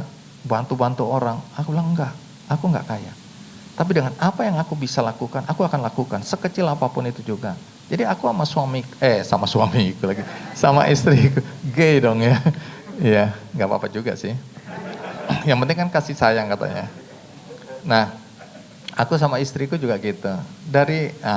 Kalau baca nanti riwayat hidupku, aku dulu marah pada Tuhan. Aku bilang Tuhan gak adil. Pertama aku begitu lahir, ibu bapakku pas miskin-miskinnya. Aku bilang kenapa gak lahir pada saat mereka katanya pernah sejahtera. Nah kenapa gak pada saat itu? Kenapa aku lahir justru pada saat ibu bapakku miskin. Udah miskin pisah pula. Ya, aku ikut ibuku bersama 2 kakak perempuanku. Kakak laki-lakiku 2 ikut ayahku. Jadi aku sejak kecil udah gak kenal ayahku. Kehilangan figur ayah. Tapi umur 13 tahun Tuhan mempertemukan aku lagi dengan ayahku di Jayapura. Karena apa? Karena ibuku udah saking miskinnya jadi tukang jahit, jadi kasir gitu kan. Akhirnya ayahku mungkin kasihan, dia bilang udah yang kecil aku yang pelihara lah, aku yang urus. Nah baru aku ketemu ayahku, figur ayahku ketika aku naik kapal 14 hari, dititipkan di awak kapal sampai Jayapura dan aku melihat oh ini bapakku. Dan aku waktu ketemu bapakku itu ternyata udah tua, sakit-sakitan. Jadi aku dari kemiskinan yang satu pindah ke kemiskinan yang lain. Itu yang bikin aku marah karena aku begitu pindah Jayapura, ayahku bilang ayo kita pulang ke rumah nanti. Aku bilang ini kemana kita? Ke rumah. Dan rumah yang dimaksud itu cuma 1 kamar petak ini, bawahnya tanah, atapnya genteng panas itu, seng, terus ininya triplex. Yang kemudian aku bilang boleh nggak aku lukis luar triplex itu supaya rumah kami kelihatan lebih bagus. Karena aku punya bakat melukis dan aku dikasih cat dan aku melukis rumah kami itu. Ternyata itu hanya bedeng, tempat numpang di samping rumah saudara ayahku. Jadi dulu aku malu sekali punya ayah karena dia tukang betulin mesin tik. Tak-tuk. Jadi kemana-mana nawarin jasa masuk ke kantor-kantor. Kalau ada mesin tik yang mau diservis, yang patah atau yang copot, yang ini dikuas-kuas pakai itu dibersihin, tak-tuk supaya lancar, pitanya dibenerin dan seterusnya. Itu pekerjaan ayahku. Jalan kaki masuk dari satu kantor ke kantor. Jadi kalau aku dari jauh berpapasan sama ayahku, aku pergi. Kenapa? Aku malu kalau orang tahu bahwa itu ayahku. Karena menyedihkan lah. Nah, poinku adalah waktu itu aku marah sama Tuhan. Aku bilang Tuhan nggak adil. Setelah aku dengan susah payah ya lulus STM, aku ini STM jurusan mesin, ya STM itu kan sekolah tanpa mikir ya, tawuran melulu. Jadi belajarnya jarang itu aku. Nah, dikit-dikit bilang, ayo STM Budut diserbu, kita harus bantu Budi Utomo. Aku bilang apa urusannya? Dan kita nggak tahu apa urusannya kok kita harus ikut berantem gitu loh. Dari dulu aku bilang nggak ngerti aku, tapi karena supaya kita harus loyal, kita harus bersama-sama ikut berantem, aku bilang nggak masuk akal. Tapi ya sudahlah itu ya. Kan mereka kan teman-teman itu lebih seneng nggak belajarnya daripada bukan berantem. Jadi lebih suka berantem daripada belajar lah kira-kira gitu. Jadi semakin sering berantem semakin seneng. Nah, aku akhirnya lulus terus berjuang lagi masuk ke sekolah tinggi publisistik. Tapi akhirnya drop out ya sampai tingkat. Dengan segala kesulitan hidup aku jualan di kampus itu aku kan pinter gambar, aku jualan karikatur, selamat ulang tahun dan seterusnya. Zaman dulu kan nggak ada itu WhatsApp, nggak ada ini, nggak ada itu. Jadi kita kirimnya kartu gitu kan. Nah, aku yang bikin itu, aku jualan 3.500 harganya di kampus. Jadi teman-teman tahu kalau mau pesan lebaran, pesan ke aku, ulang tahun pesan ke aku, Natal, tahun baru. Jadi aku kerjanya gitu dan aku udah pintar nulis cerpen. Nah, jadi aku ngirim ke majalah variasi, majalah senang, humor, stop dulu. Terus kemudian ya gitu-gitulah. Dari situ uangku aku bayar uang kuliah dengan segala perjuangan. Nah, ketika menikah, kakakku 2 meninggal, yang perempuan itu kanker. Dia punya, yang satu punya 3 anak, yang satu punya 5 anak. 8 anak dititipkan ke aku. Karena satu suaminya kemudian meninggal, yang satu cerai. Bayangkan Tuhan, gimana ini Tuhan? Aku punya 3 anak, harus nanggung 8 anak lagi. Jadi 11 anak dengan gaji 375.000. Sementara istriku karena dia udah kerja di Tempo lebih dulu, dia gajinya 500. Jadi 875.000 itulah kami harus menghidupi 11 anak. Jadi aku waktu itu nangis bilang sama istriku, minta maaf. Kenapa? Karena aku bilang aku minta maaf karena apa? 3 anak kita harus berkorban. Yang seharusnya sekolah bisa lebih baik, kita sekolahkan di sekolah yang nggak terlalu mahal, nggak lebih baik itu, supaya yang 8 sepupunya ini, ponakan-ponakanku juga bisa selamat, bisa sekolah. Jadi aku bilang Tuhan ini nggak adil, Tuhan nggak benar. Aku marah sama Tuhan. Aku anak bungsu, kenapa harus memikul beban seberat ini? Tapi hari ini teman-teman, kalau kita belajar dari apa yang mungkin kita alami, mungkin saya yakin teman-teman pernah mengalami masa-masa sulit dalam hidup. Tapi kalau kita belajar dari pengalaman hidup, aku bilang Tuhan terima kasih sekarang. Ternyata Tuhan menempa aku dari kecil. Tuhan bilang, Andinoy, kamu akan susah dari kecil. Kemudian kamu besarnya juga susah. Setelah kawin kamu susah juga. Gitu lah. Kenapa? Di situ hatiku diasah. Jadi aku cepat berempati pada orang-orang susah. Jadi kalau ada tanya, Andinoy lu belagu banget, emang lu udah kaya bantu-bantu? Enggak. Sedapat mungkin di dalam pemahamanku, nggak boleh ada satupun anak di Indonesia sebenarnya yang mengalami apa yang aku alami dalam hidupku. Nggak boleh ada anak susah. Karena itu aku bilang waktu aku pertama kali teman-teman di Langgong Sari gini, Pak Andi kita mau bikin, aku bilang gini teman-teman, semua bapak ibu sekalian waktu aku kumpulin ya, mereka di Bulakan Duren itu, aku puterin video-video tentang desa-desa wisata. Aku bilang, bapak ibu jangan salah paham, saya datang ke sini bukan membawa uang, saya nggak punya uang, saya ini wartawan. Kalaupun ada uang, itu uang pensiun saya nanti, yang saya akan jaga betul supaya hidup saya nggak susah nantinya. Yang saya bawa adalah akses untuk mendapatkan bantuan atau donasi. Jadi pakai saya sebanyak-banyaknya untuk akses mendapatkan bantuan. Tapi saya sendiri nggak akan datang ke sini bawa uang, nggak ada uang itu. Jadi harus dipahami dari awal. Jadi teman-teman, profesi kita ini, aku baru belakangan menyadari, kita membantu orang bukan karena kekuatan ekonomi kita, tapi karena kemampuan kita mengakses orang-orang yang bisa membantu siapapun juga. Dika, walaupun kamu ingin menunjukkan bukumu, ceritamu itu, tapi sebenarnya kamu sedang membuka akses. Karena di otakku udah mulai bekerja, aku harus bantu ini dengan cara apa. Sama ketika teman-teman, ini kan aku dengar bahwa akan ada revitalisasi kota tua. aku nggak bisa tenang hidupnya. Kenapa? Apa yang bisa aku lakukan? Sesuatu, kenapa? Karena dengan revitalisasi Kota Tua Banyumas nanti ini, aku membayangkan, aku langsung nawar-nawarin ke beberapa bank, BUMN terutama, aku bilang, kalian tahu nggak, dengan membantu revitalisasi ini, kalian sedang membangkitkan kembali pemberdayaan ekonomi masyarakatnya. Karena kalau ini jadi tujuan wisata, maka UMKM-nya akan berkembang.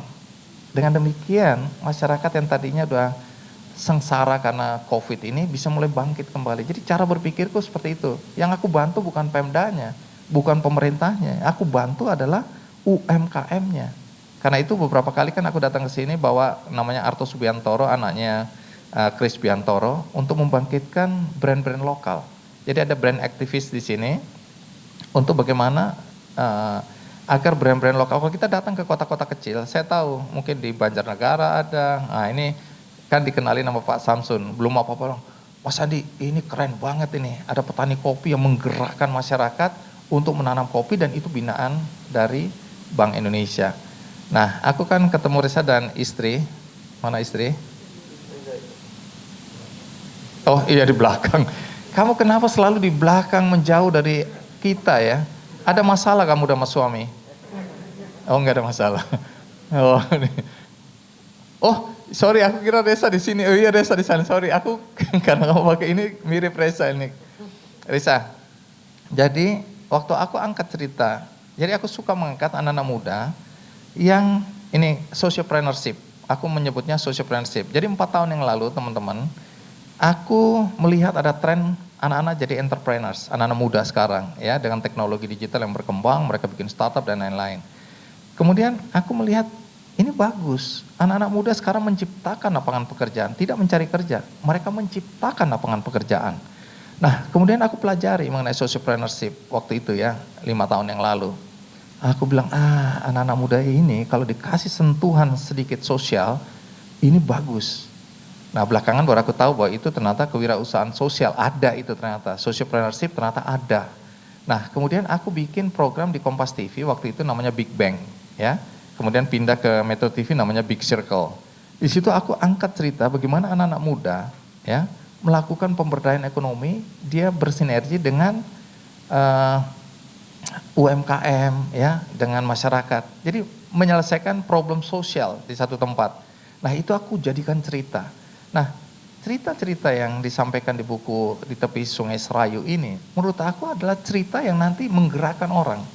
Tadi aku dengar Dika bilang terima kasih ya Pak Samsung, dibeli 100 kemudian dibagikan. Sebenarnya bukan 100 nilai rupiahnya yang sedang dibicarakan oleh Dika, aku yakin. Tapi bagaimana cerita ini bisa menginspirasi sebanyak-banyaknya orang. Aku kalau bagi-bagi misalnya buku, ini aku bilang Pak Samsung boleh nggak bagi buku ke teman-teman. Bukan nilai ekonomisnya aku pertimbangkan. Mudah-mudahan cerita-cerita yang ada, yang lebih lengkap nanti teman-teman baca. Oh, Andi Noe bisa, kenapa gua nggak bisa? Kalau cuma begini aja, gitu loh. Kita bisa lakukan sesuatu dalam hidup kita sehingga hidup kita itu punya makna. Nah, di tengah situasi transisi antara ketidakjelasan profesi kita, kenapa kita nggak mulai fokus saja? Aku akan bikin blogku sendiri misalnya. Aku akan bikin ceritaku sendiri, channelku sendiri misalnya, ya, yang menceritakan tentang kisah-kisah inspiratif, kisah-kisah kebaikan, kisah-kisah yang mendorong masyarakat orang untuk berbuat baik. Dengan demikian, ada makna yang sudah kita berikan dalam hidup kita yang cuma sekali ini. Jadi aku berharap hari ini kita coba merenung kembali apa makna yang bisa kita berikan, arti yang bisa kita berikan dalam kehidupan kita yang cuma sekali ini. Kemudian profesi kita ini kan dahsyat, luar biasa. Kita semua punya akses ke pimpinan BI di Purwokerto misalnya, atau dimanapun juga. Kita punya akses ke pemangku kepentingan di sini, ke bupati, ke camat, kita punya semua akses itu. Kalau kita manfaatkan akses kita dengan baik dan benar, banyak orang bisa kita bantu. Kita punya akses mungkin ke menteri-menteri dan seterusnya. Aku ambil contoh ya, kepala desaku atau sudah mantan kepala desa ini, dia bilang, Pak Andi, desa Langkong ini kan kepingin dapetin kambing peranakan Sanen.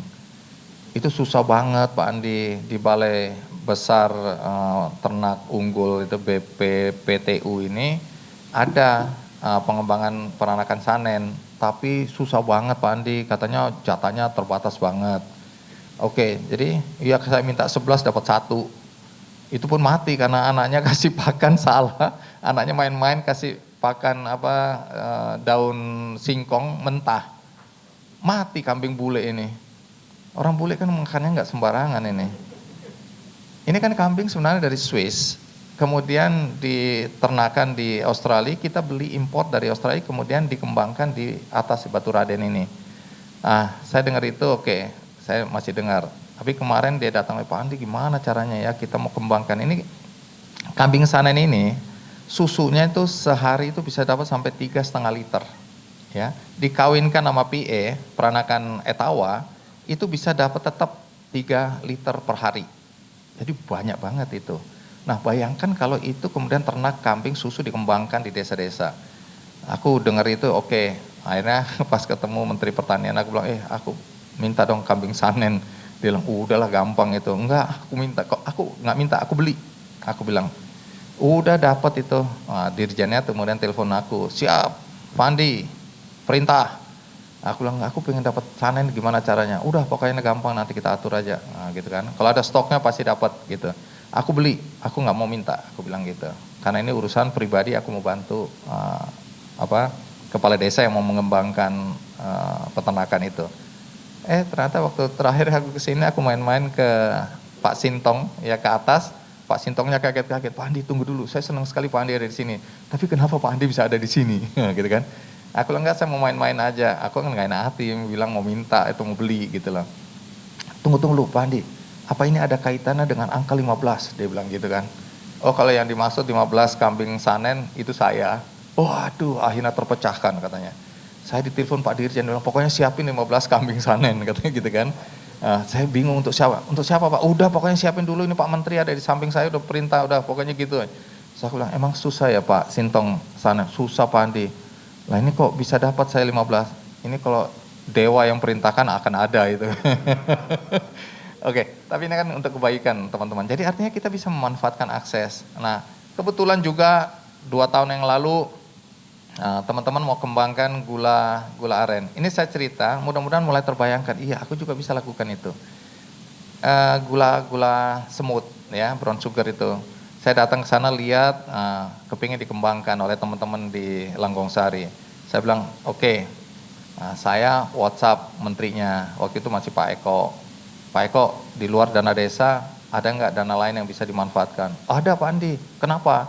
Saya bilang dari dana desa saya dapat ini 1,3 miliar, tapi sudah bangun infrastruktur ini, pokoknya udah habis untuk dianggarkan. Nah, di luar itu ada nggak? Ada Pak Andi, apa maunya? Segini, oh udah tenang.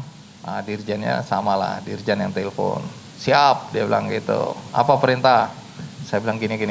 Oke, gampang, udah tim saya akan turun 1 bulan di desa ini. Singkat kata saya dapat 1 miliar 40 juta. Dan sekarang sudah jadi gudang, dan dari tadi saya lapor ke Gus Menteri yang baru ini. Gus, ini bisa nggak bantu? Sekarang saya mau bantu Duren.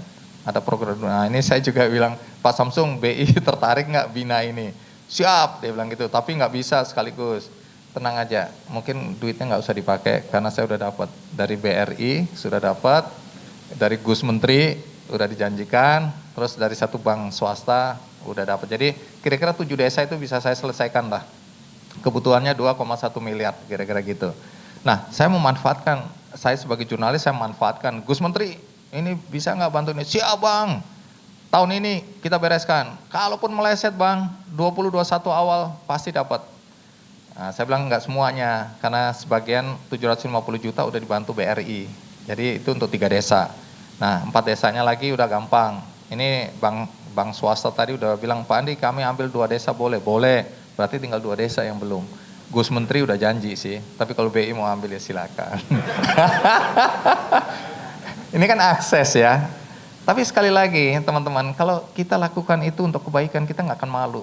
Kita nggak akan takut. Saya nggak akan takut dibilang Pak Samsung, Andi Noe ini dapat apa untungnya dari ini ya? Jangan-jangan dia dapat uang. Saya nggak peduli. Karena hati saya tulus mau bantu orang-orang itu, jadi saya nggak takut. Tapi kalau untuk pribadi saya malu. 1 sen pun saya malu untuk minta orang. Tapi ketika kita bicara kepentingan orang lain, nggak ada malunya saya. Minta kiri, minta kanan, nawarin ini ke sana, ke sini, dan seterusnya. Dan itu saya lakukan. Nah, ketika ini teman-teman boleh percaya, boleh tidak. Ketika kita ingin lakukan satu perbuatan baik, pintu akan terbuka satu persatu. Ini iman kita harus yakini, apapun agama kita. Dan kalau kita mau berbuat baik, kita membantu sesama, Tuhan akan membalas berlipat-lipat. Saya udah rasakan. Saya baru misalnya dapat honor. Saya kan selalu kalau honor itu saya kembalikan untuk kegiatan-kegiatan sosial kan. Jadi saya kumpulin, saya kegiatan sosial. Termasuk lewat istri saya bilang udah jangan dipakai kalau yang gini. Karena pasti Tuhan punya rencana untuk sesuatu yang kita nggak tahu sekarang. Nah, ketika satu hari istri saya mau bantu, kan kami punya PAUD juga di Kampung Dadap. Nah itu udah 10 tahun hari ini. Nah kita punya Kampung Dadap dan istriku bilang, kita perlu dana loh, ini bunda-bunda itu kasihan, kita harus bantu, ada yang mau melahirkan, ada yang kena COVID dan seterusnya. Oke, aku bilang, begitu dapat honor ini kan istriku bilang, bisa nggak honor ini kita pakai untuk ini? Aku bilang terserah.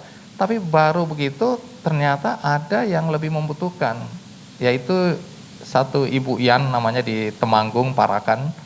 Dia juga butuh karena anak-anak ini harus bayar uang sekolah, uang itu. Aku bilang sama istriku, coba kita alihkan aja. Oke, jadi lupakan itu.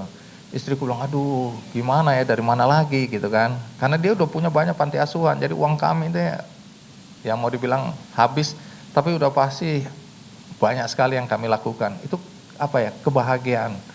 Nah, Tuhan itu jawabnya cepat sekali. Begitu ini baru aku kasih, tiba-tiba ada temanku yang gak ada angin, gak ada hujan, Andinoya boleh gak aku bantu-bantu kamu? Aku bilang, maksudnya bantu apa ini? Apa yang dilakukan di Langgung Sari itu? Aku dengar-dengar ada kegiatan-kegiatan apa? Aku bilang, ya itu pribadi, ada gini-gini. Boleh gak aku ikutan? Dan teman-teman, langsung aja dia kasih duit yang menurut aku gak terbayang. Besar sekali dia kasih aku uang.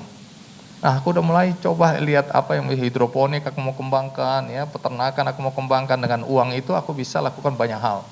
Nah itu yang menurut aku, jadi profesi ini kalau kita menyadari ada transisi, ada ketakutan kita tentang hidup kita juga. Bagaimana masa depan kita. Tapi di lain sisi, kita bisa melihat bahwa banyak hal bisa kita lakukan dalam hidup kita. Kalau kita merasa hidup kita harus berarti. Nah kalau tadi aku cerita sociopreneurship ya teman-teman. Cerita tentang Mokaf Indonesia misalnya. Waktu aku angkat di Kikendi, itu kan Pak Samsul bilang, wah itu binaan BI juga. Artinya apa? Sebenarnya cerita-cerita seperti ini itu banyak sekali. Karena aku bertemu dengan teman-teman BI di mana-mana, itu mereka punya binaan-binaan yang menurut aku kalau diceritakan, ya, diangkat ceritanya, ini menginspirasi banyak orang untuk melakukan hal yang sama. Mungkin tadinya ini apalagi kita dekat sekali dengan pertanian, peternakan, ya, perikanan mungkin. Coba pikirkan cerita-cerita inspiratif apa yang aku bisa angkat. Apakah dalam channelku, apakah dalam mediaku sekarang ini. Yang kemudian itu punya arti dalam hidup kita. Karena apa? Dengan cerita yang kita angkat, orang terinspirasi, orang melakukan hal-hal baik, orang saling menolong, saling membantu, dan terbuka akses dia untuk mendapatkan modal, itu peran kita di situ. Itu manfaat profesi kita sebenarnya. Nah, supaya teman-teman gak bingung, aku ada beberapa contoh sebenarnya. Bagaimana cerita-cerita seperti ini ada di sekeliling kita, ada di dekat-dekat kita. Ya, bagaimana Risa dan istri misalnya melihat waktu itu ya, suka main-main.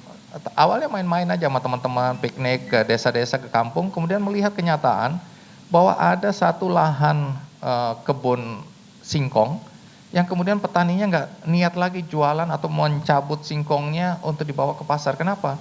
Harga singkong waktu itu tinggal berapa? Rp2.000 atau sekilonya, sehingga dibiarkan aja membusuk. Padahal itu jeripaya dia, kehidupan dia yang dibiarkan busuk karena harga lagi hancur. Nah, Risa dan teman-teman dan istri juga mulai berpikir apa yang bisa kita lakukan untuk petani-petani singkong ini. Lahirlah Mokaf Indonesia. Yang hari ini dia cerita ada konglomerat besar telepon dia mau coba sinergi.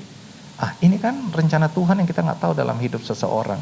Tapi gara-gara ada binaan dari BI, kemudian Resa bisa mengkapitalisasi kegiatan-kegiatan dia, petani diuntungkan, Tuhan akan buka jalan makin besar, makin besar.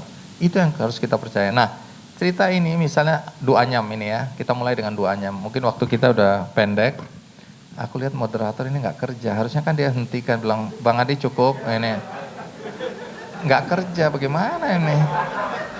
Iya, kerja dong. Usaha sosial yang membantu ibu-ibu dan Tunggu dulu, wanita jangan diputar desa dulu. di Flores demi Aku kasih memenuhi pengantar dulu, pangan stop. sehat itu, Jadi gini, semakin berkembang. ini ada 3 anak perempuan. Mereka bersahabat dari SMA. Mereka kemudian berpisah masing-masing sekolah, ada di Australia dan lain-lain. Mereka pulang, kemudian mereka bertanya, apa manfaat ilmu yang kita dapatkan ini untuk negara kita, bangsa kita. Terus kemudian yang satu bilang, bagaimana kalau kita lihat ke kampung halamanku di Flores Timur. Ada apa? Tingkat kematian ibu dan anak di sana tinggi sekali. Ada apa? Nggak tahu. Apa yang bisa kita bantu? Nggak tahu. Tapi kita lihat aja, berangkatlah mereka ke Flores Timur. Sampai di sana mereka melihat kenyataan, ternyata tanah di sana tandus. Laki-lakinya udah jadi TKW. TKI. TKW, laki jadi TKW. Nah, jadi TKI. Nah, kemudian perempuan-perempuannya hanya berkebun apa yang bisa dimakan sehari-hari. Dengan demikian ya kita tahulah nutrisinya kurang dan seterusnya. Nah, apa yang terjadi ketika mereka hamil, mereka melahirkan, antara ibunya yang meninggal, anaknya meninggal, atau dua-dua meninggal. Nah, lalu apa yang mereka bisa lakukan? Mereka melihat ada peluang kecil di situ. Apa itu? Dia lihat ibu-ibu waktu istirahat, ibu-ibunya itu menganyam. Ini modal. Mereka hubungin temennya yang desain produk di ITB. Dengan anyaman ini bisa bikin apa aja. Oh, begini, begitu. Akhirnya didesain. Singkat kata, kalau kita lihat di Asian Games kemarin, official merchandise dari Asian Games itu Duanyam. Bentuk dompet, bentuk macam-macam keren-keren. Dan akibatnya apa? Sekarang mereka bisa bayar ibu-ibu itu untuk hasil anyaman mereka dengan harga yang lebih baik, bisa beli vitamin, bisa beli makan yang lebih baik, ya tingkat kematian otomatis terredusir. Jadi dia menyelesaikan masalah sosial dengan pendekatan sociopreneurs tadi. Nah, coba kita lihat cerita tentang Duanyam berikut ini ya.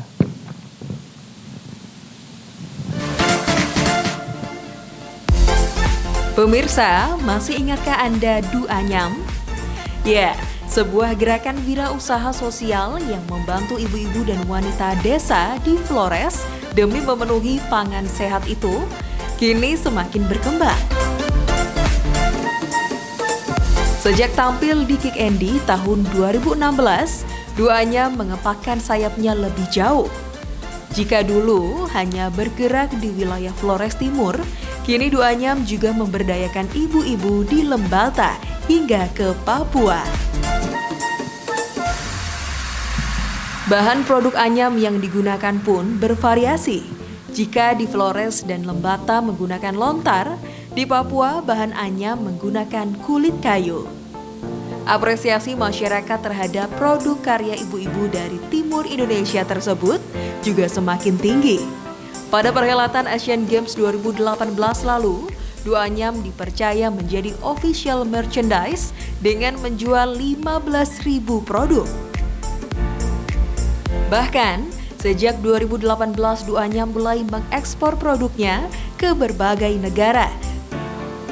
Kini, lebih dari 1.000 pengrajin di 50 desa telah merasakan peningkatan ekonomi. Pendapatan warga meningkat 40%, kebutuhan pangan sehat mereka pun dapat terpenuhi. Sedikitnya, 1.200 perempuan dan anak sudah mengkonsumsi makanan bergizi. Duanyam dengan program beasiswanya juga telah memberikan 67 beasiswa kepada anak-anak di daerah pemberdayaan. Dan suara perempuan di daerah kini sudah didengar.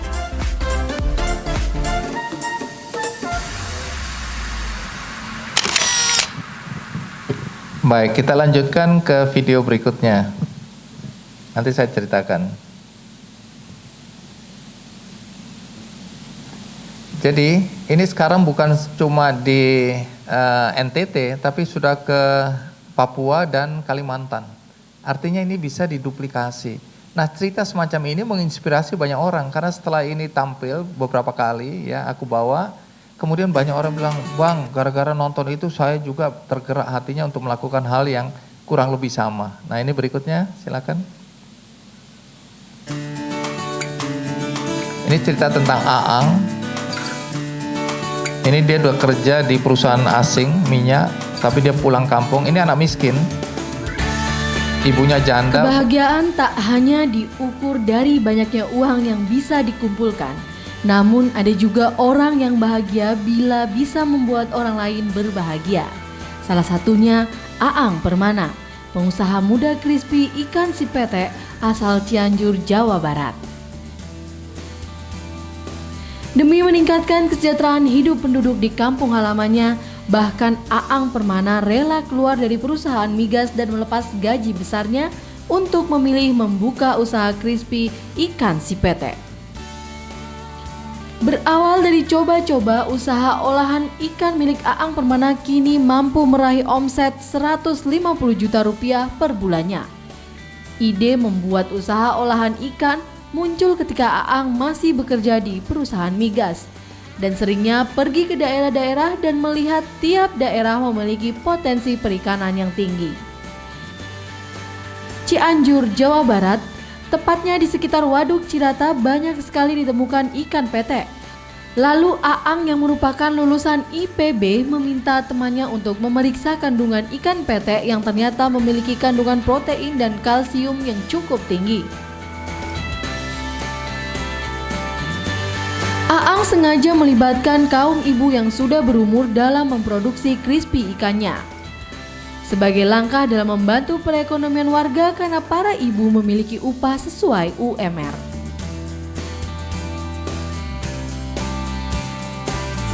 Bahkan secara tidak langsung kegiatan produk olahan ikan milik Aang ini juga melibatkan para nelayan di sekitar Waduk Cirata.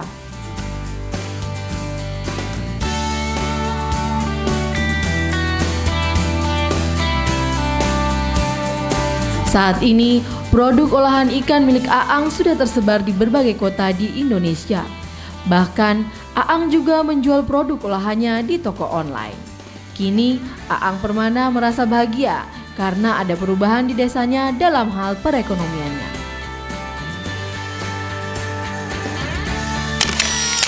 Jadi ini bermula karena dia ini kan dari Cianjur, dia lihat di Waduk Cirata itu ikan-ikan petek ini itu dibuang-buang.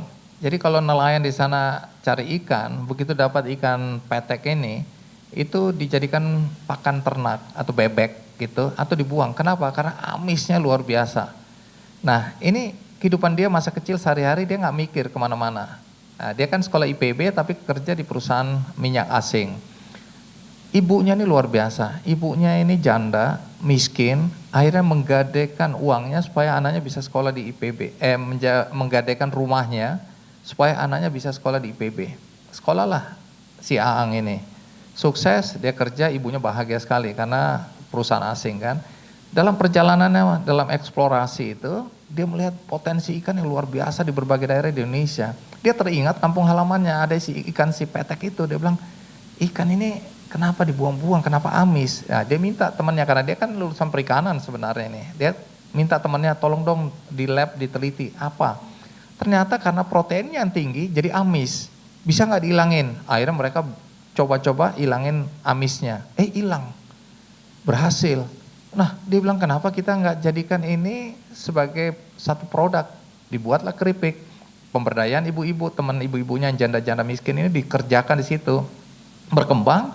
Dan kemudian karena ini sudah berkembang dan dia tidak lagi nadah dari petani, nelayan, tapi dibudidayakan.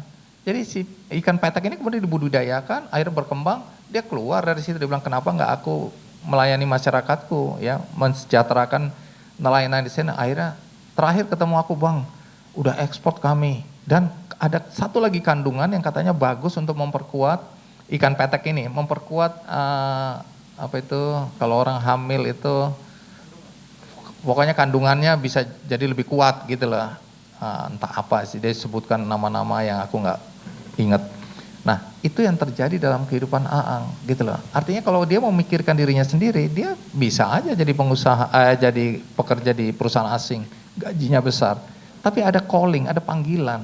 Nah, cerita seperti ini yang aku angkat gitu, dan aku merasa kalau kita semua bisa sama-sama, yuk kita angkat cerita-cerita seperti ini, apalagi binaan BI ini kan banyak sekali sebenarnya. Jadi sebenarnya sudah ibaratnya kita mengail di kolam lah.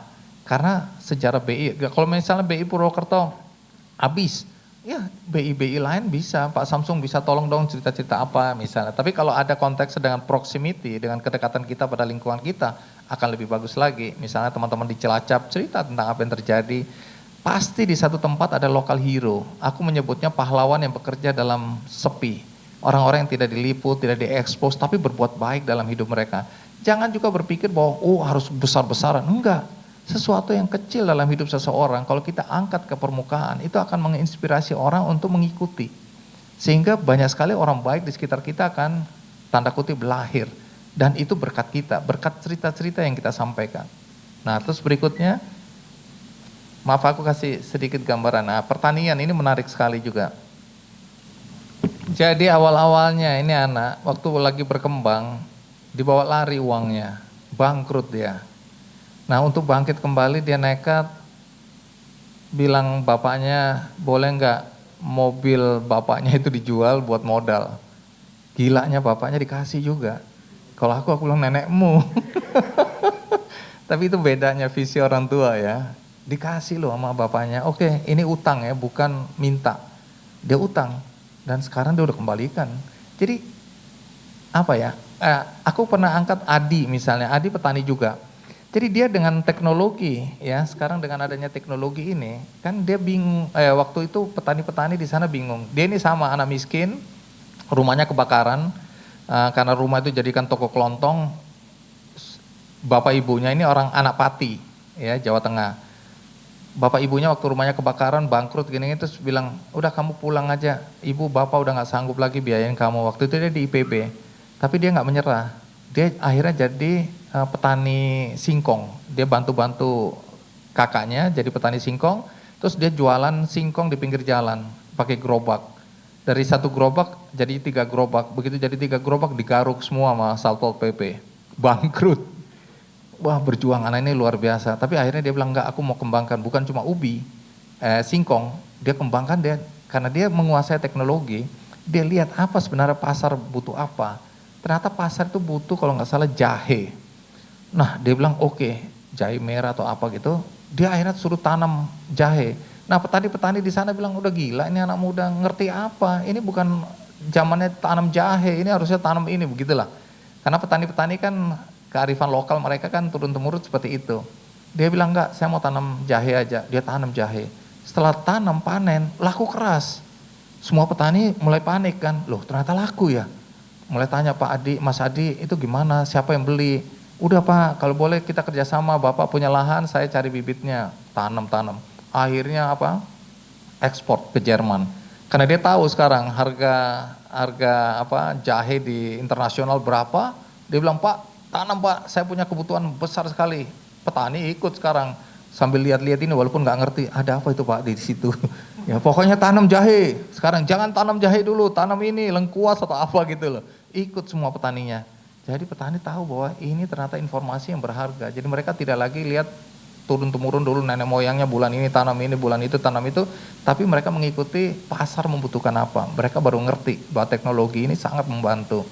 Nah dan ini juga kalau misalnya saya kemarin itu 2 tahun yang lalu saya undang 3 anak kecil menurut saya ya. Karena umurnya baru 20-an gitu kan. Nah kemudian saya tanya-tanya mereka bikin startup namanya apa jadi lupa aku. Nanti ada di sini. Nah ini nama Utari dan teman-teman. Mereka kemudian melihat bahwa nelayan-nelayan kan hidupnya nelongso gitu kan.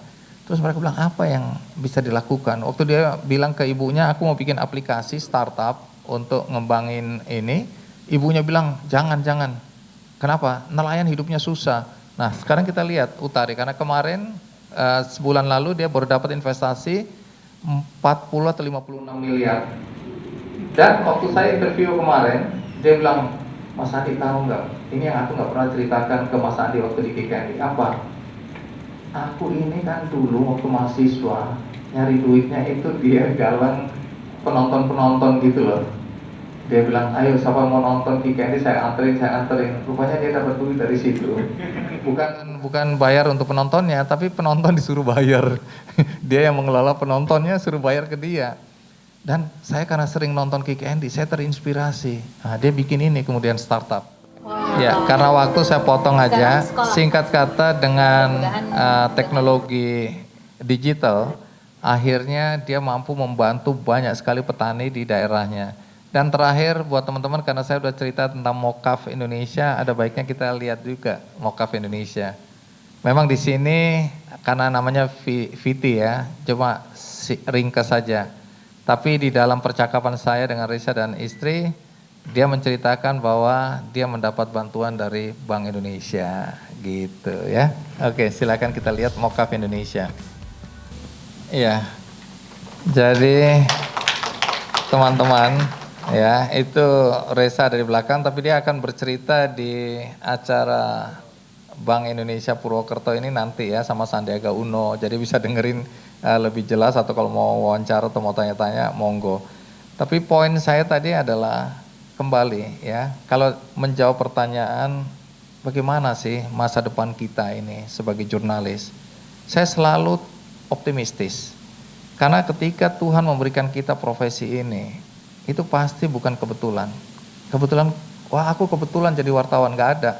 Kalau memang sampai hari ini kita merasa bahwa profesi ini adalah profesi mulia, itu keyakinan yang kita tahu persis bahwa ini mungkin kehendak Tuhan ini, kita jadi jurnalis. Ya jadi jurnalis kan cuma bikin berita, enggak.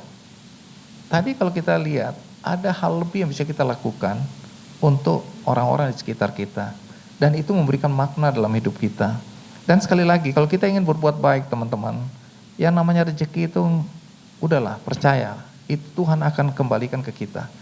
Saya orang yang nggak percaya bahwa kehidupan kita itu kebetulan, ya. Waktu saya misalnya lagi kesini, main-main kesini, teman-teman di pondok pesantren bilang, Bang, kami itu punya mimpi, punya koperasi. Nah, koperasi ini kita harapkan pertama tentu saja pemberdayaan pada para santri. Ada sekitar 1.000 santri sekarang nyantri di Nurul Huda misalnya. Oke, terus ya anak-anak ini kan saya memang ngomporin awalnya, saya nyesel juga ini ngomporin akhirnya. Ini Gus Ajir terutama, aku bilang gini, Gus Abror, Gus Ajir, Gus Imam, mereka itu 3 bersaudara. Saya bilang begini, ini anak-anak santri ini setelah selesai mondok itu ngapain mereka? Pekerjaan mereka apa? Ya wes macam-macam lah, ada yang tetap jadi ustadz, ada yang ke masyarakat lain dan macam-macam. Aku bilang gini, siar agama itu kan gak harus jadi ustadz, jadi guru agama. Aku bilang, jadi pengusaha juga kan boleh, saya bilang gitu. Toh nilai-nilai agama yang dia dapatkan dari pesantren ini kan bisa dia terapkan dalam kehidupan nyata sehari-hari. Jadi dalam bentuk syariah dan seterusnya. Iya Bang, tapi waktu itu begini. Kami punya mimpi bikin SMK karena saya ke Kudus, saya lihat kan bagaimana Jarum membina itu SMK anak-anak buruh tani itu bisa bikin animasi sampai kemudian pesanannya ke Hollywood. Kemudian saya lihat ada satu pesantren, bahkan waktu saya datang ke pesantren itu ada mode show itu, ada peragaan busana oleh santri-santri perempuan ini. Saya kaget-kaget, saya bilang sama kiainya udah tua gitu kan. Saya lihat kiainya sarungan gini, tapi yang tampil situ kan walaupun pakai hijab tapi keren-keren, pakai hak tinggi gitu kan, cantik-cantik. Saya bilang, Gus gimana ini, kok boleh ini? Lah memang zamannya kan begini, yang penting kan mereka menampilkan baju-baju muslim. Aku bilang keren juga Pak Tua ini. Dan itu menang di Hong Kong, menang di Jepang, ya desain-desain mereka pakai komputer. Jadi aku datang ke situ, yang namanya pesantren, putri-putrinya, desainnya itu desain pakai komputer. Baju-baju yang mereka peragakan keren-keren, hijabnya, ininya dan seterusnya. Artinya apa? Anak-anak buruh tani, kalau dikasih kesempatan yang sama dengan anak-anak kota, enggak kalah. Nah, aku membayangkan itu. Ketika teman-teman mau bikin koperasi, aku bilang terus apa manfaatnya lagi? Aku dorong, ini bagus ini. Mulai ada pemikiran bahwa santri-santri juga perlu diajarkan bagaimana berbisnis. ngajarin mereka. Terus kemudian aku bilang, apa yang membuat manfaatnya bagi masyarakat? Nah, mereka bercita-cita nanti warung-warung di sekitar situ, desa juga bisa disuplai dengan produk-produk yang harganya lebih murah. Sehingga masyarakat mendapat manfaat juga membeli barang-barang lebih murah. Ini yang saya bilang gak ada yang kebetulan. Saya lagi mikir, oke Gus, bagus itu, iya. Piro dana yang dibutuhkan. Malu-malu 400 Bang Andi. Tapi kalau Mas Andi kasih modal 200 awal aja bisa jalan. Aku ya wes 200 sih tak cariin deh, tapi sabar ya. Baru mikir gitu, tahu-tahu 2-3 hari teman-teman Telkomsel ulang tahun. Saya dikontak, Pak Andi kami ulang tahun mau nyumbang lewat Benih Baik. Nah, ini kan saya punya benihbaik.com, ini platform penggalangan dana. Boleh nggak kami nyumbang lewat Benih Baik? Oh boleh, berapa? Kami mau kasih 2 miliar. Oke mantep ini, aku bilang 2 miliar di tengah COVID begini kan. Kalian mau bantu apa? Oh terserah, Benih Baik mau bantu sembako boleh, bantu APD boleh, bantu apa aja boleh. Oke, sebagian saya bantu sembako, sebagian saya APD, saya sisakan 200 untuk koperasi di sini. Saya cantumkan di situ koperasi Nurul Huda Langgong Sari. Begitu teman-teman Telkom lihat, Bang, bosnya, Bang, saya udah lihat itu Benih Baik. Boleh nggak yang yang koperasi pesantren itu ditambahkan Bang? Jadi sembako udah bosan lah kita, sembakonya ditambahkan 200 lagi, jadi 400. Angka 400 itu kan keluar dari mulutnya Kiai. Kemudian dia malu-malu hati 200 saja, Tuhan kembalikan 400.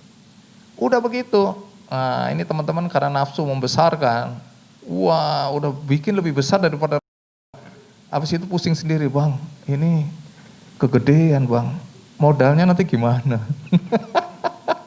Saya bilang nggak ada kebutuhan, saya begitu terus gini ya, Bang ada orang BI hubungin kami Bang, ini katanya mau dibantu, bantu apa? Bukan, saya ini kualat, saya bilang. Saya itu setiap kali itu sama orang BI itu hampir di semua daerah itu baik dan ya jadi pembicara macam-macam. Aku kualat, yang di Purwokerto belum saya hubungi. Saya langsung minta teman-teman Jakarta, coba siapa sekarang bosnya di Purwokerto siapa ini kan? Googling namanya Samsun. Oh iya Bang, ini kita kasih nomornya. Saya hubungin. Reaksinya di luar dugaan, Bang, waduh terima kasih ini kita dihubungin, ayo kita ngopi-ngopi. Terus saya bilang, ada apa sih ke pesantren itu? Ternyata punya program pemberdayaan ekonomi pesantren, nanti boleh cerita itu. Saya bilang, lihat, kebetulan atau tidak? Saya bilang, saya tahu bahwa BI itu nggak akan mungkin bisa bantu-bantu modal langsung uang gitu kan. Saya bilang, apa yang bisa dibantu? Otak-atik bisa ternyata. Nah sekarang pesantren ini koperasinya dapat bantuan BI. Kemarin saya baru ambil gitu karena pembukaan perdana kan. Saya bilang terima kasih BI, terima kasih Telkomsel. Saya bilang anak-anak ingat loh, tempel di atas BI. Oh iya Bang, minta tagline-nya aja BI. Tagline-nya apa itu ya?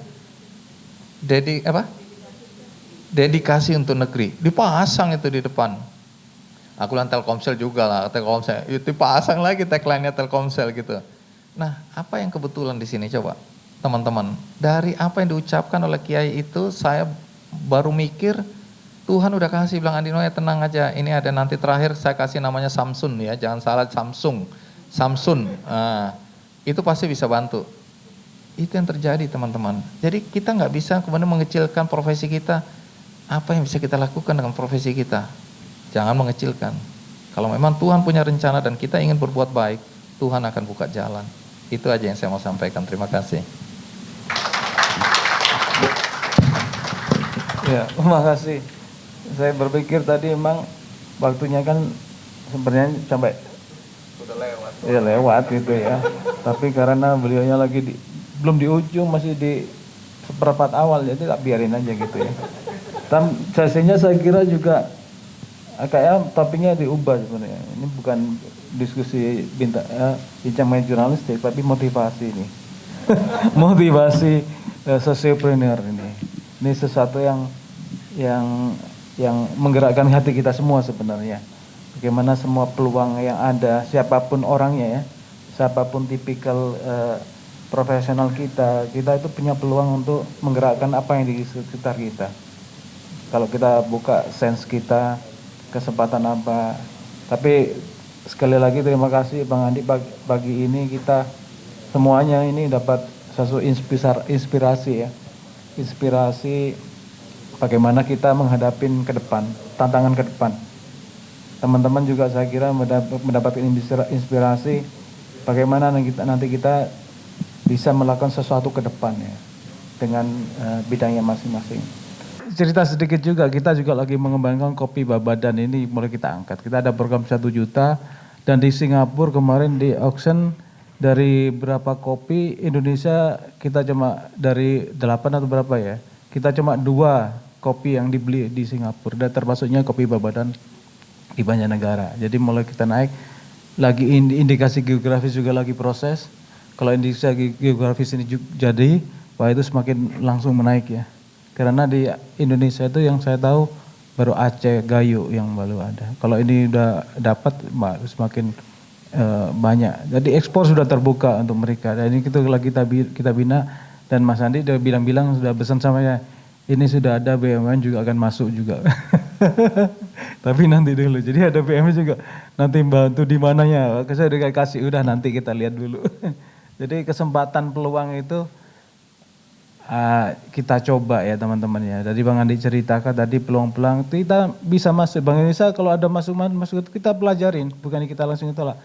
Kita pelajarin, kita kan aja ada program juga mengembangkan usaha kecil menengah gitu ya. Kita ketahanan pangan pasti kita dorong.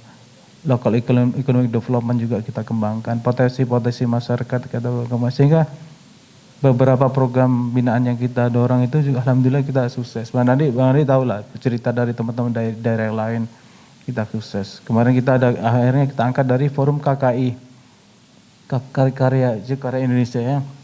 Termasuk belum dengan virtual begini. Biasanya KKI itu kan ada forum terbuka, kita undang semua binaan Bank Indonesia. Tapi kemarin itu kita lakukan virtual dan alhamdulillah juga lumayan cukup berhasil. Oke, saya kira itu ya Bang Andi ya. Tapi kembali lagi ke topik ini, alhamdulillah paling tidak ada 2 besaran besar ya. 2 besaran dari apa yang disampaikan Bang Andi. Pertama dari tantangan jurnalistik kita ke depan. Tantangan media ke depan udah jelasin, memang dengan perkembangan digital dan teknologi itu nggak bisa kita hindarin. Mengubah pola perilaku kita. Apalagi generasi baru ini sudah berubah perilakunya. Daya konsumsinya juga berubah. Membaca berita tidak dengan baca koran. Jadi kalau anak saya aja gak pernah pegang koran. Tapi kamu tahu berita, saya bisa baca berita dari sini kok, tinggal saya mau saya klik gitu aja. Jadi dia milih berita. Saya koran sudah gak pernah dibaca anak saya. Kalau saya dulu, orang tua saya dulu koran senang, saya baca, buka. Anak sekarang enggak. Tapi dia tahu berita. Dari mana? Ya kan saya bisa cari berita di sini. Gak usah. Jadi memang semua ini mengubah perilaku dan mindset kita. Media cetak tadi disampaikan oleh Bang Ari, tantangannya cukup besar ke depan. Karena informasi sangat cepat sekali. Kemudian yang kedua dari biografinya Bang Andi ini penuh inspirasi. Saya terus terang sudah baca selesai. Beliau itu pernah hidup di Surabaya, di Makassar, di Ternate, di Papua ya, Jakarta terusnya.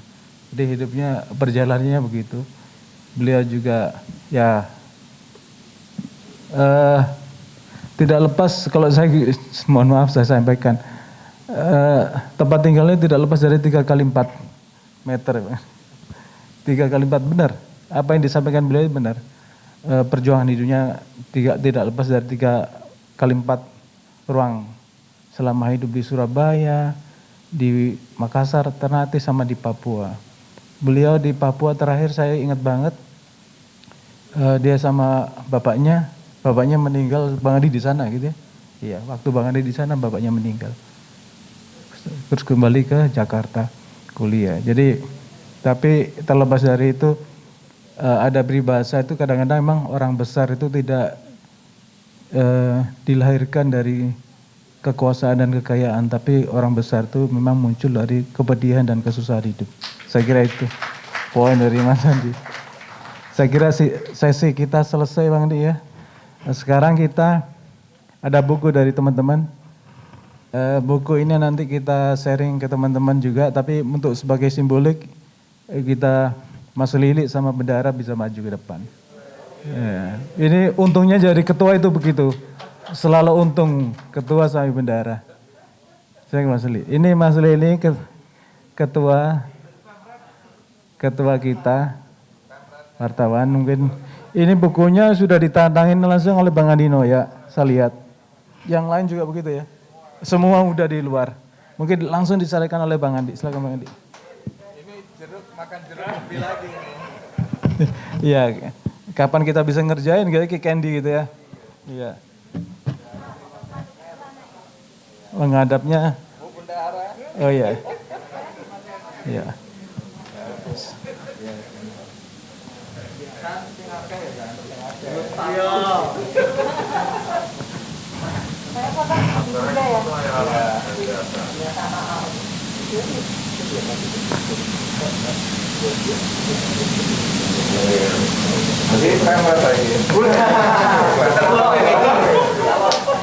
Beliau sudah S2-nya selesai Mas ya? Sudah selesai S2? Sekolah lagi ambil S2 gitu kan? Oh iya Mas, shalom. Iya. Jangan terlalu banyak mengeluh gitu. Ibu CSR.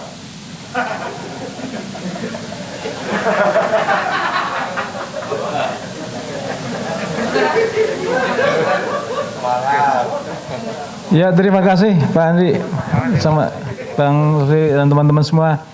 Teman-teman sebagai informasi, sesi motivasi masih ada di besok kita ada Sandiaga Uno, maaf.